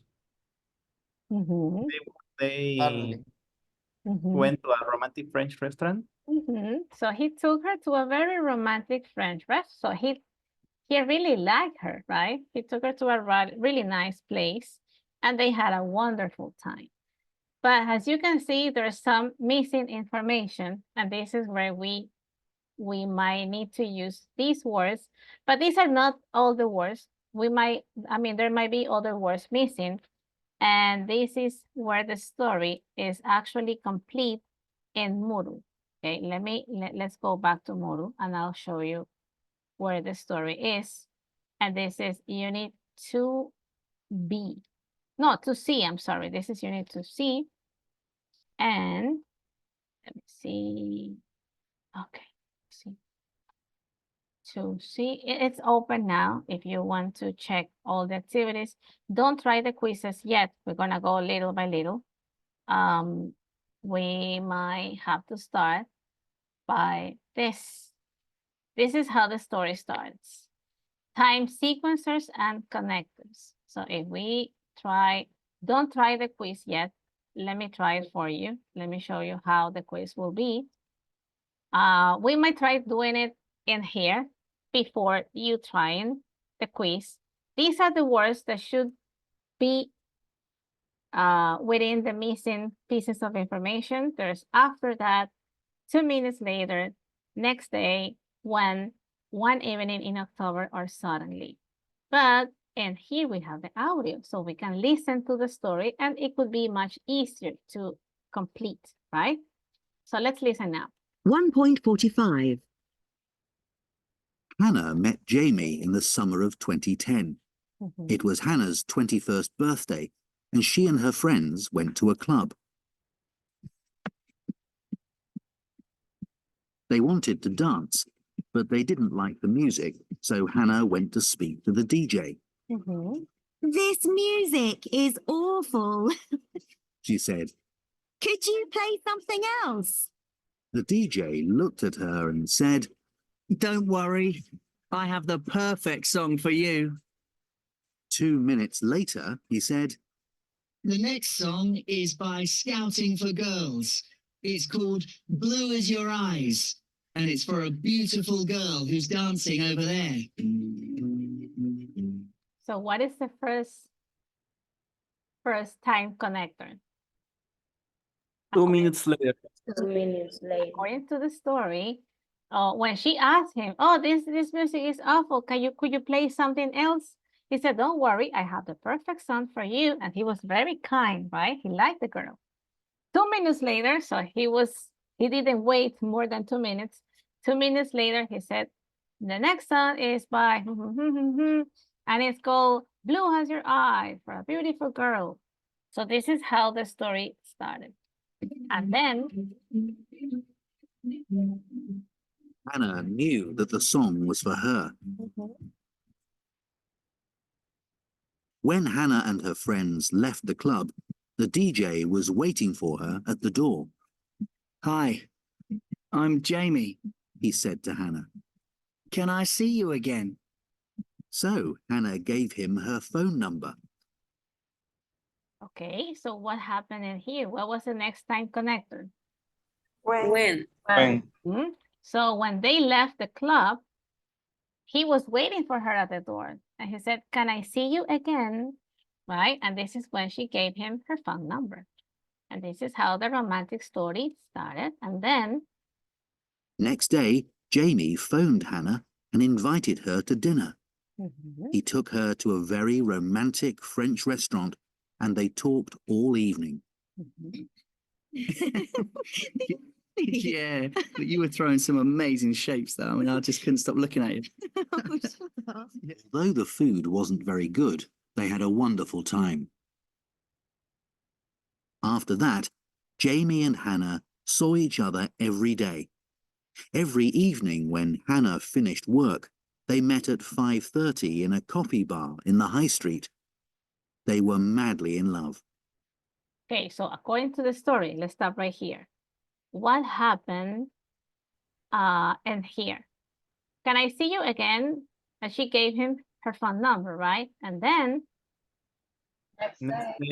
Next day. next day, so he didn't wait, not one more day. Next day, he phoned her already and they started dating. They went to a very nice restaurant. And then what happened in here?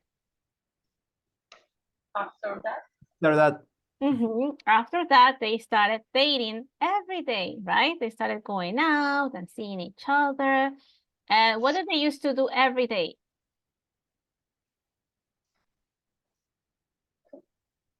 They usually Meet at 5:15 at in a coffee bar. in a coffee bar, right? So they used to see each other every day when she left work at 5:30 in a coffee bar. So that was like her everyday date, right? And then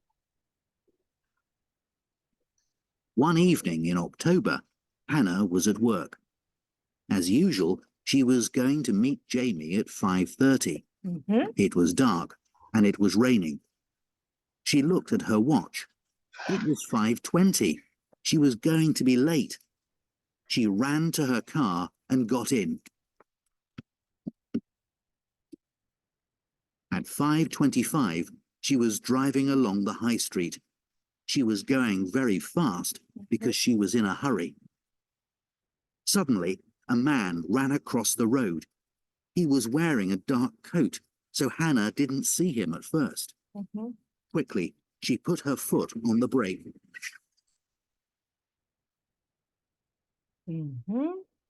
So what was the end of the story? We don't know what happened, right? But my time is about to expire, but I want you to try it now. Okay, so let's look at your first attempt. Maybe first or second.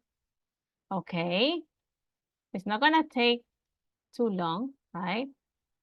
3 minutes, 1 minute, but I think most of you are trying, right? Let me see if I can see your attempts. Everybody's trying now. Good.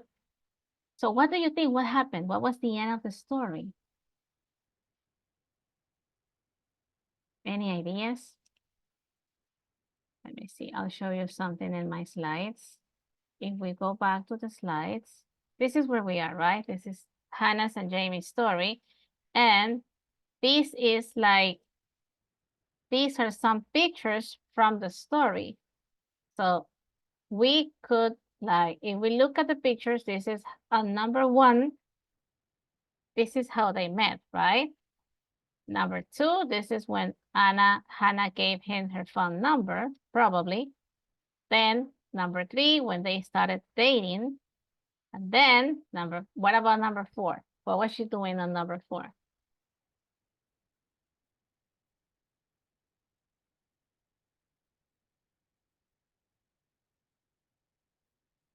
What they used to do every day.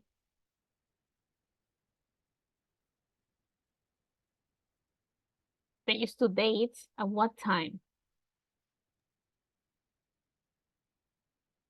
At 5:30 in the coffee bar. So they used to meet every day at 5:30 in a coffee bar. So maybe she was leaving her work and she was about to take her car to go to their everyday appointment, right? Their everyday meeting. And what happened right before when she was driving?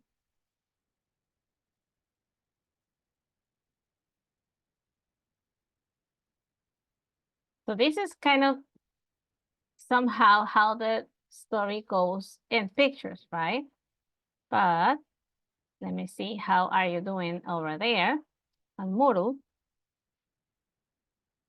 Okay.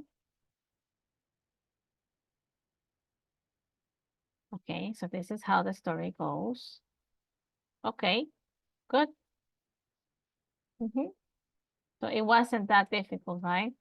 Maybe on the first attempt, you might have made a mistake, right? After that, and then one evening in October, they're not specific about when, but they just say one evening in October, while she was driving. What was the end of the story? What do you think? Who is the guy crossing the street? Did she kill him or not?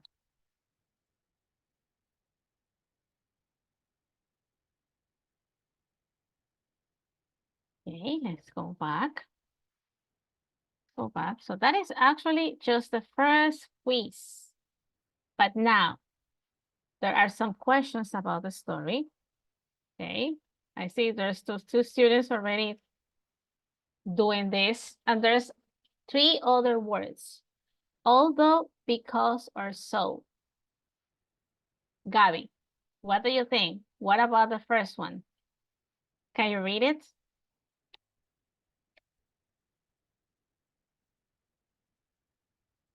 Gabby? So She was going very fast, so she was in a hurry. Because. Why is it because and not so? Yes. Why? What do you think? because she was in a hurry. I mean, it's like It's like the word because means a reason, right? It's like you explain why is something happening. Also, the word because is kind of an introduction to the purpose or the reason why she was going fast. She was going fast. Why? Because she was in a hurry, right? Why she was in a hurry? Where was she going? Natalie, Kyla. Any ideas?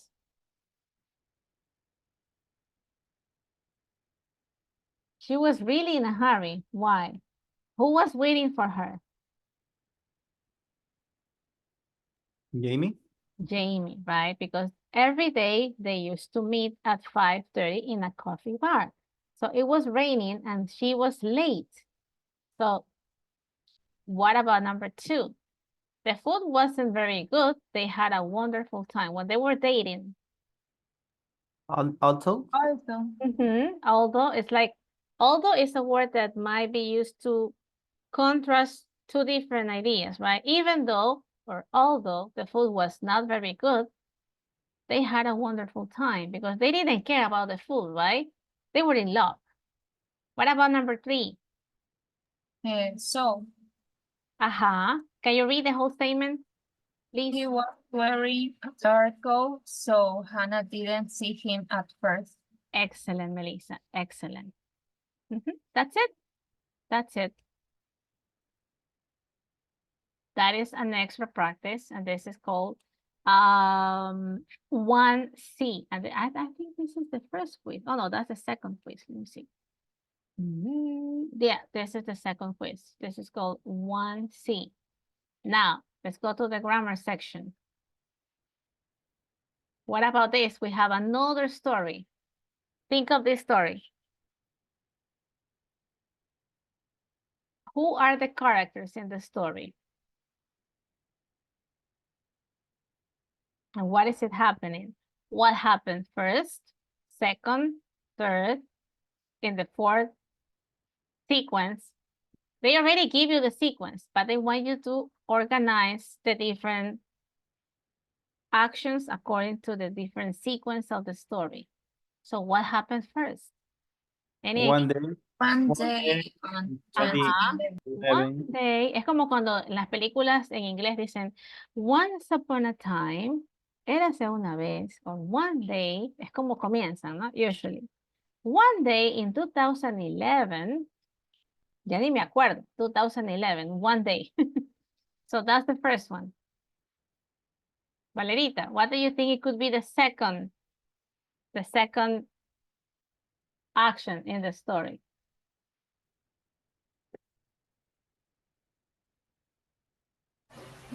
Next day, Sandra, good. I read Ajá. the story on newspaper. Let me see. Which one? Can you read it again, please?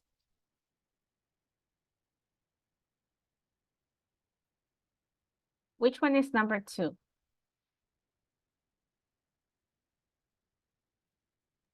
I guess it's then another man tried to do the same. One day in 2011, I was standing in a queue for the bus. So you are waiting for the bus and you're doing the line. The queue is like the line. So you are waiting on the line, and what happened? Number 2, Sunday, a man right in front of me and go on the bus. So you're waiting, right? To step into the bus, and then suddenly a man ran in front of you and got into the bus, and you're like, why, right? And then, excellent, Valeria. That's number 2. What about number 3? Then another man tried to do the same. Excellent. Then there was another guy and he tried to do the same. Usted dice, no, pues uno se le mete a la fila. El segundo, you react, right? You're like, hey, like, what happened? Why? Is it people like running, right? So what could be number 4? Any ideas? Excellent, girls. Andreita, what do you think? What could be number 4? When the Uh-huh. second man went in front of me, Oh, I couldn't hear. Can you sería la no, 4. it's the audio. Uh-huh. I think it's Valeria, right? Or Andrea. Andreita, are you trying to No, When the second man went in front of me, uh-huh. esa es la 4. Okay, when the second man went in front of me, I told him to go and stand in the queue for the bus, right? Because you're like, not fair, right? Is that number 5? Oh, number 5 or number 4? 4. Number 4, right? Okay. What about number 5?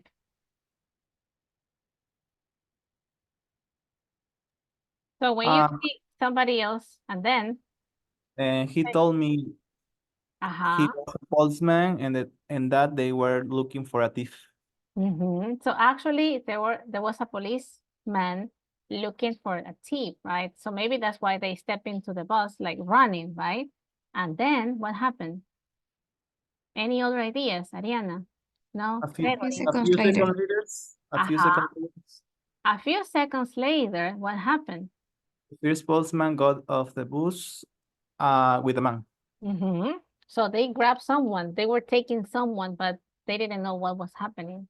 And then after that, a police car came and took the man away. Good, excellent. So then a police car came and took the man away. So who were the guys?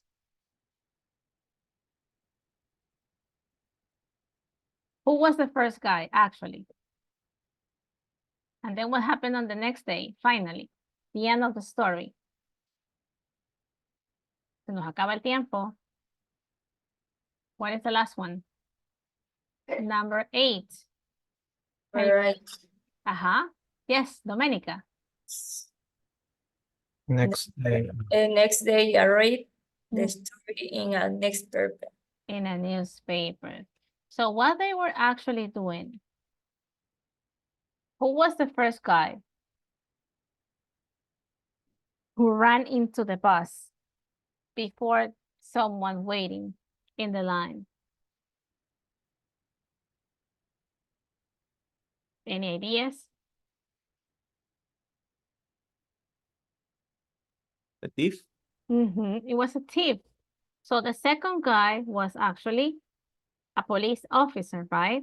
So they were trying to catch the thief, and they could actually they did it, right? They caught the thief and they took him in a police car, and then next day when she looked at the newspaper, the story was in the news, right?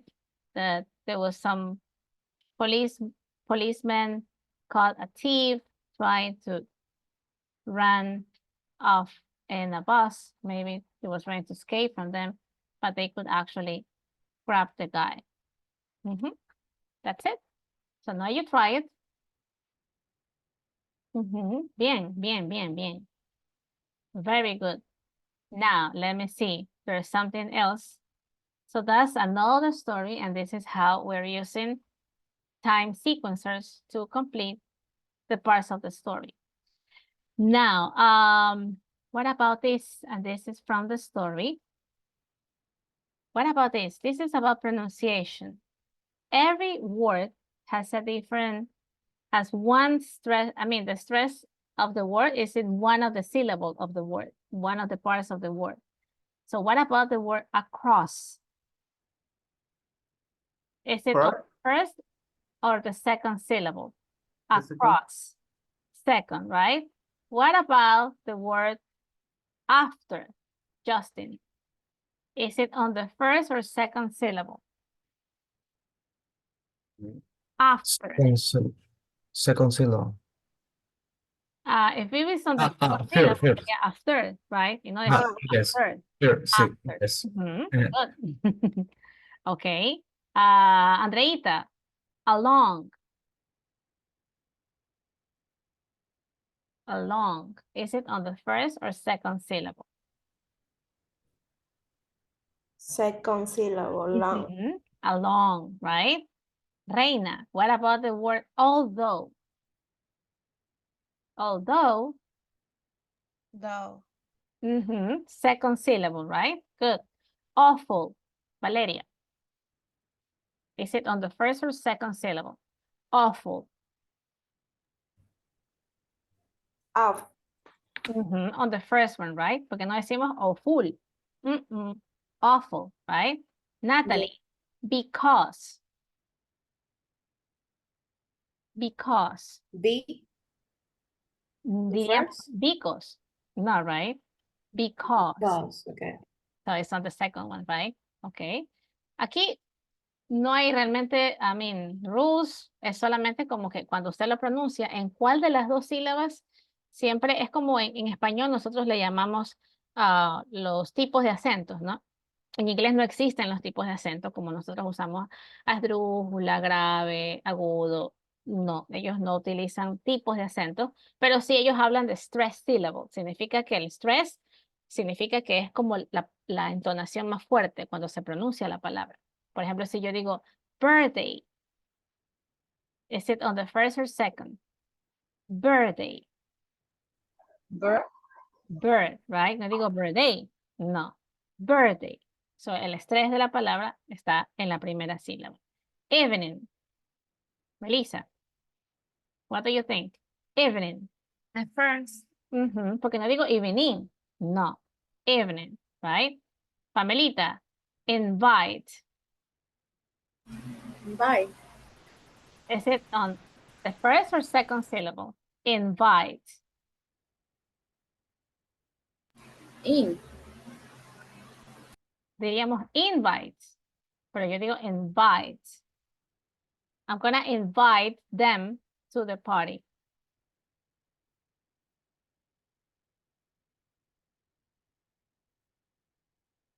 It's invite. Invite. What about perfect? Perfect.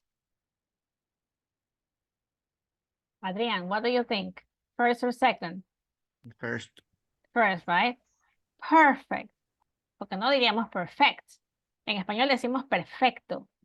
Y como que el acento es más, no es la primera. Lo decimos perfecto. Pero en inglés sí dicen perfect. So it's different. What about second?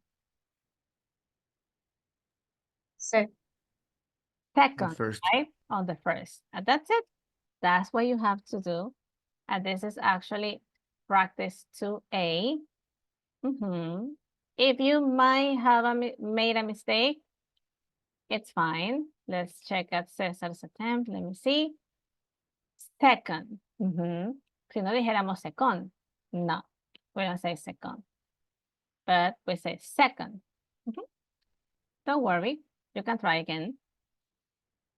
Okay. Now, let me see. I'm trying. Okay. I'm trying to finish this, but I think we did it. Yeah, we did finish unit 2C, right? So now that we're done, I'm gonna share with you the two different endings to the story. Remember Jamie and Hannah? What was the last thing we know about the story?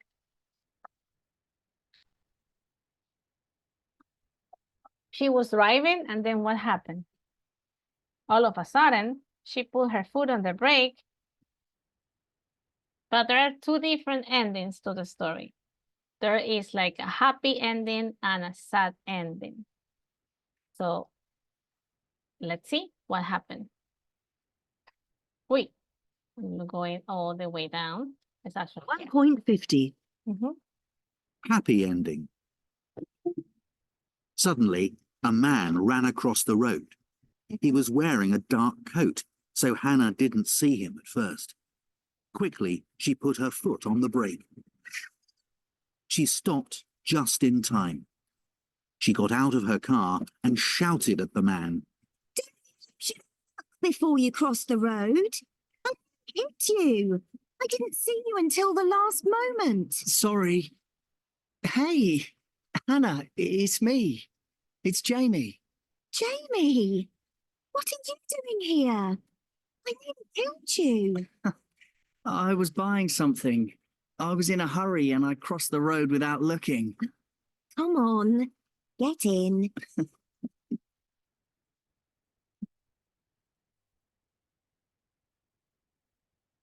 Hannah and Jamie drove to the coffee bar. They sat down in their usual seats and ordered 2 cups of coffee. Here you are. 2 cappuccinos. Thank you. Thanks. What an evening.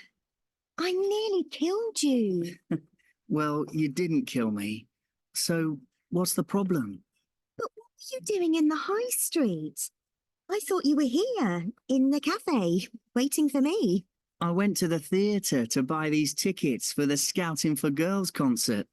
I know you wanted to go. Oh. And it's on the 15th of October, next Saturday, our anniversary. Our anniversary? Yes. 3 months since we first met. We met on Saturday, the 15th of July. Remember? Oh, gosh, Jamie. I can't believe you remember the exact day. What a romantic. It's lucky I didn't hit you in the street.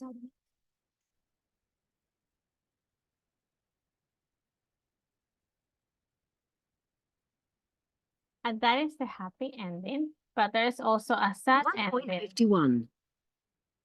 Sad ending. Suddenly, a man ran across the road. He was wearing a dark coat, so Hannah didn't see him at first. Quickly, she put her foot on the brake. Although Hannah tried to stop, she couldn't. She hit the man. Hannah panicked. She drove away as fast as she could.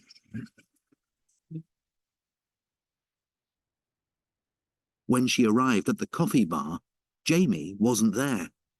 She called him, but his mobile phone was turned off. She waited for 10 minutes, and then she went home. 2 hours later, a car arrived at Hannah's house. A policewoman knocked at the door. Good evening, madam. Are you Hannah Davis? Yes, I am. I'd like to speak to you. Can I come in? The policewoman came in and sat down on the sofa. Are you a friend of Jamie Dixon? Yes. Said Hannah. Well, I'm afraid I have some bad news for you. What? What's happened? Jamie had an accident this evening. Oh, no. What kind of accident? He was crossing the road and a car hit him. When did this happen? And where? This evening at 5:25. He was crossing the road in the high street by the theatre. Oh, no. How is he? He's in hospital. He's got a bad injury to his head and 2 broken legs. But is he going to be okay? We don't know. He's in intensive care. Oh, no. And the driver of the car? She didn't stop. She? Yes, it was a woman in a white car. Somebody saw the number of the car. You have a white car outside, don't you, madam? Is your number plate XYZ 348S? Yes. Yes, it is. Can you tell me where you were at 5:25 this evening? So what happened? What happened in the sad ending of the story? What happened to Jamie? What do you think? Any ideas? Any ideas? She's the guilty. What? She's the guilty. But what happened to Jamie? He was Jamie an accident. crossed the street. he was the one crossing the street, right? But she didn't know it was him. She was just driving. Why she didn't realize it was actually Jamie? What was she doing or what was happening?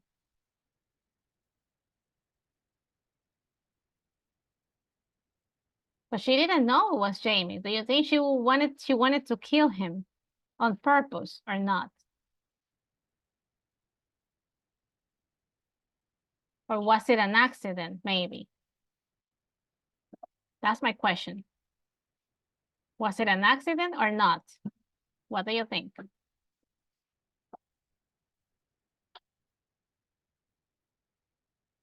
Any ideas? An accident. It was an accident, right? But what was her reaction to the news about the accident, about Jamie being in a hospital?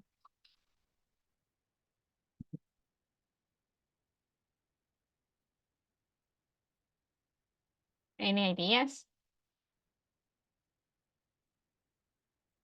Okay, since you are not being that talkative, I have something else for you because I really want you to practice. And I know that speaking might not be something easy to practice, right? I know, I understand, but there's also technology that can help us to practice, right? And this is how I want you to practice a little bit more about storytelling, okay? So on Flipgrid, I want you to tell me a story, okay? And let me read it for you. In a 1-minute video, upload a video about you telling a story. It might be a fairy tale. What is it, a fairy tale? Anyone? What's a fairy tale? Cuento. So if it's a fairy tale, it might be, can you give me some examples about fairy tales, names? Beauty and the Beast. The Beauty and the Beast. Any other? The Cinderella. Cinderella. Okay. Any other? Melissa? Tangled. The Cinderella. And Cinderella. Any other? Snow White. The Snow White. Any other ideas? Ariana, Sandra, Nati? Any other names of fairy tales? Gabby, Gregory? It might be a fairy tale. What is a fairy tale? Is it real or non-real? Not real. It's not real, right? It's like fiction. It's fantasy. Once upon a time, in a long, long kingdom, there was a princess, and and then the prince, and then this is how the story, but what do I really want you to use? The story might be a fairy tale or it might be real. It could be even more interesting, right? If you tell a story, you know, it might be something happening, something that happened to you. It might be a story from your childhood, could be. It might be a story about you meeting someone. It might be a happy story, a sad story. It's up to you. So I want you to use time sequencers. So what are the time sequencers I really want you to use? Can you name some of them? Time sequencers, examples. Any ideas? Gabby, Elsie. On, in, and at, I guess. Which one? On, in, at. But those are prepositions. Those are not like really time sequencers. First, then, after that. First, then, once upon a time. Ese es el que se usa siempre en los fairy tales. Once upon a time. And then. Suddenly. Suddenly. Como usted quiere ponerle emoción, ¿no? After that. After that. After that. Wait. I'm miss. After that, any other? Next day. Next day. And then another one. Finally. Finally. Excellent. Finally.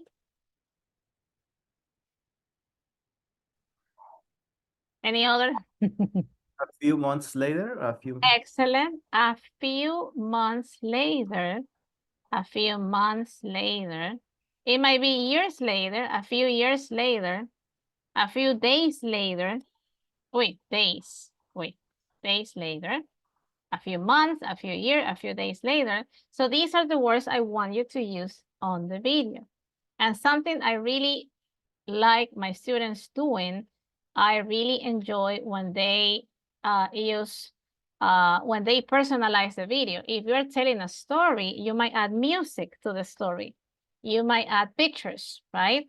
And as you tell the story and you're using the time sequencers, you might use pictures, images, right? Like what I did on the 3 Little Piggies, remember?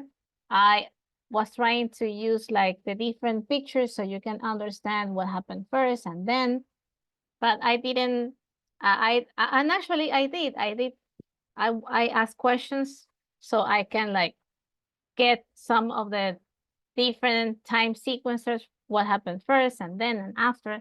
So this is what I want you to practice, okay? So we're gonna be telling a story. Let me see. But there's gonna be something about this. Vamos a aquí, vamos a hacer vamos a ponernos this is going to be a challenge, might be a challenge, pero vamos a tratar de hacer algo. Déjenme ver, ya les explico. Déjenme cerrar esto. On Flipgrid, on settings, aquí nos vamos a poner un tope. Ok, porque nos vamos a olvidar, van a venir más videos, as I said before. Vamos a ponerle una fecha, un deadline. So today is Saturday the 13th, ¿no es cierto? Esta es la fecha de hoy, ahorita. And when is it going to be due, the video? Vamos a ponerle una fecha de cierre, porque créanme que se van a olvidar. So we're going to give it a week, okay? So Saturday the 13th, vamos a darle hasta el domingo, ¿ya? Next Sunday, okay? A whole week. Miss, Yes. sí puede enviar ese link por WhatsApp. Of course. I will share Gracias. the link right now. If we go back to details, I'm going to update the topic. Ahorita se los pongo. Espérenme. WhatsApp web. Déjenme ingresar al grupo de WhatsApp, ¿ya? Because you might forget. La mente con tantas obligaciones. Everybody has a lot of things to do, right? So I will set. So the date has been set. It's going to be open from today till next week, right? Okay, just give me one moment.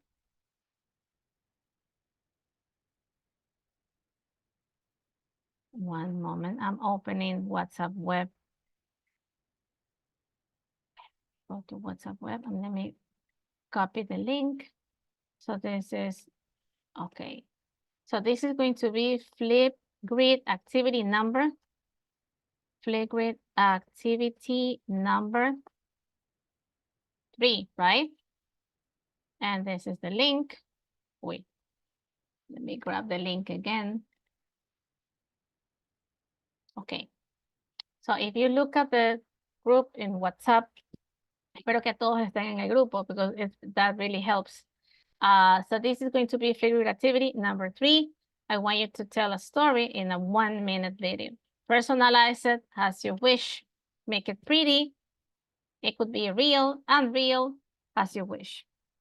And I think we don't have more time to keep going on something else. Oh no, you know what? We do have time to do this. Okay, this is on my slides. This is how, if you want to use the time sequencers like this, first, then, first, next, then, after that, and finally. And this is how you can use them to tell the story. Or you can describe, it can be a story, but this is another type of example. How do you make an omelette? What do you do first? The eggs, right? Next, you heat the butter in the pan, en la sartén. Then you add the eggs. What else? What do you usually have to add? Eggs and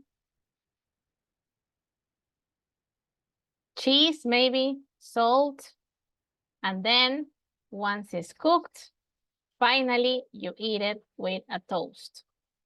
So if you want to use this, you might do it. What about these time sequencers? What happened in this story? This is another story.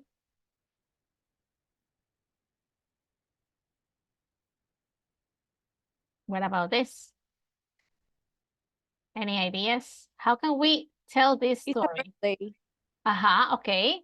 Okay, go. Yeah. The Elsie. family is in a birthday. Okay, the family is celebrating a birthday, Yeah. right? And then,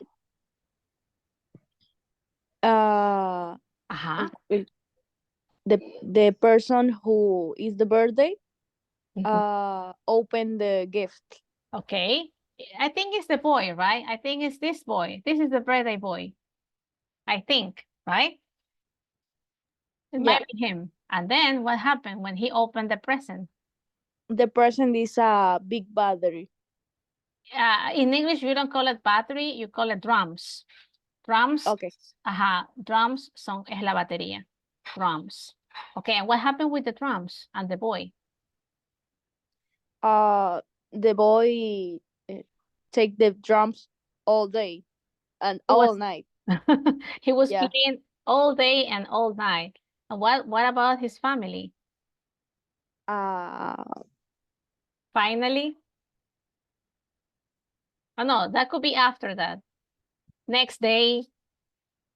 Yeah, maybe next day. What happened to them? Why are they like this?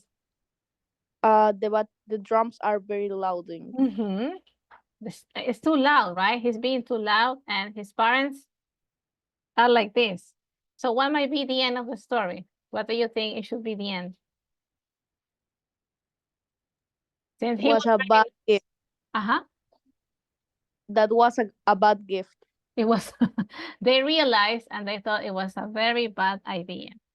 Not a good gift, right? What could be another ending, Mireli? Thank you, Elsie. It was great. Can we give it another ending? Like the movies. Like the tragic stories of the audio, like this. Can you say it again? I say that if I invent a story like the tragic story of the audience. Could be, of course. That is up to you. I want you to be as creative as possible. This is something I truly enjoy when I ask my students to record videos. Because these are like our little speaking projects, right? Si dijéramos que calificáramos proyectos, no es que tenemos unos proyectos así, uy, Dios mío, nos hizo hacer una tesis en inglés, en el curso de inglés. No, it's just a 1-minute video. But why are the videos so important to me, at least? Because I really want you to practice. You might not have the chance to speak with somebody else in English, but you can record a video yourself, right? And this is how you can practice. And this is how you might use the words. Porque si no, entonces memorizáramos palabras y palabras y vocabulario, pero it wouldn't be meaningful. It wouldn't make us any sense, right? Solamente memorizarlas. I mean, the whole idea is that I want you to use the words. And how do you use the words? Telling a story, right? So be creative. Do it as nice as possible. And it's up to you. It could be a real story, fantasy story, happy, sad. It's up to you. Okay, so just to finish the class, let's make a little brief review. What was the topics we covered today? We talked about what? Any ideas? Let me see. Let me show you my slides again. This is something we're gonna do tomorrow, okay? 3A and 3B. We're gonna leave this for tomorrow. But what do we do today? We started talking about what? See you next week. See you tomorrow. Describe pictures. About stories, right? Yes. Anything else after that? Later. We was learning about specific times, Uh-huh. sequences. Okay. The prepositions. Prepositions. Anything else? Anything else you might remember about today's class? Prepositions, storytelling. Verbs, regular, verbs irregular. Regular verbs are regular verbs, of course. Thank you. Time Excellent. sequence. Excuse me? Past simple and past continuous. Past simple and past sequence. continuous, time sequencers. Excellent. So this is what we have tried to do today, and we managed to cover, I mean, most of the practices we have been doing in Moodle. So thank you so much for being here. Please keep working on Alticia.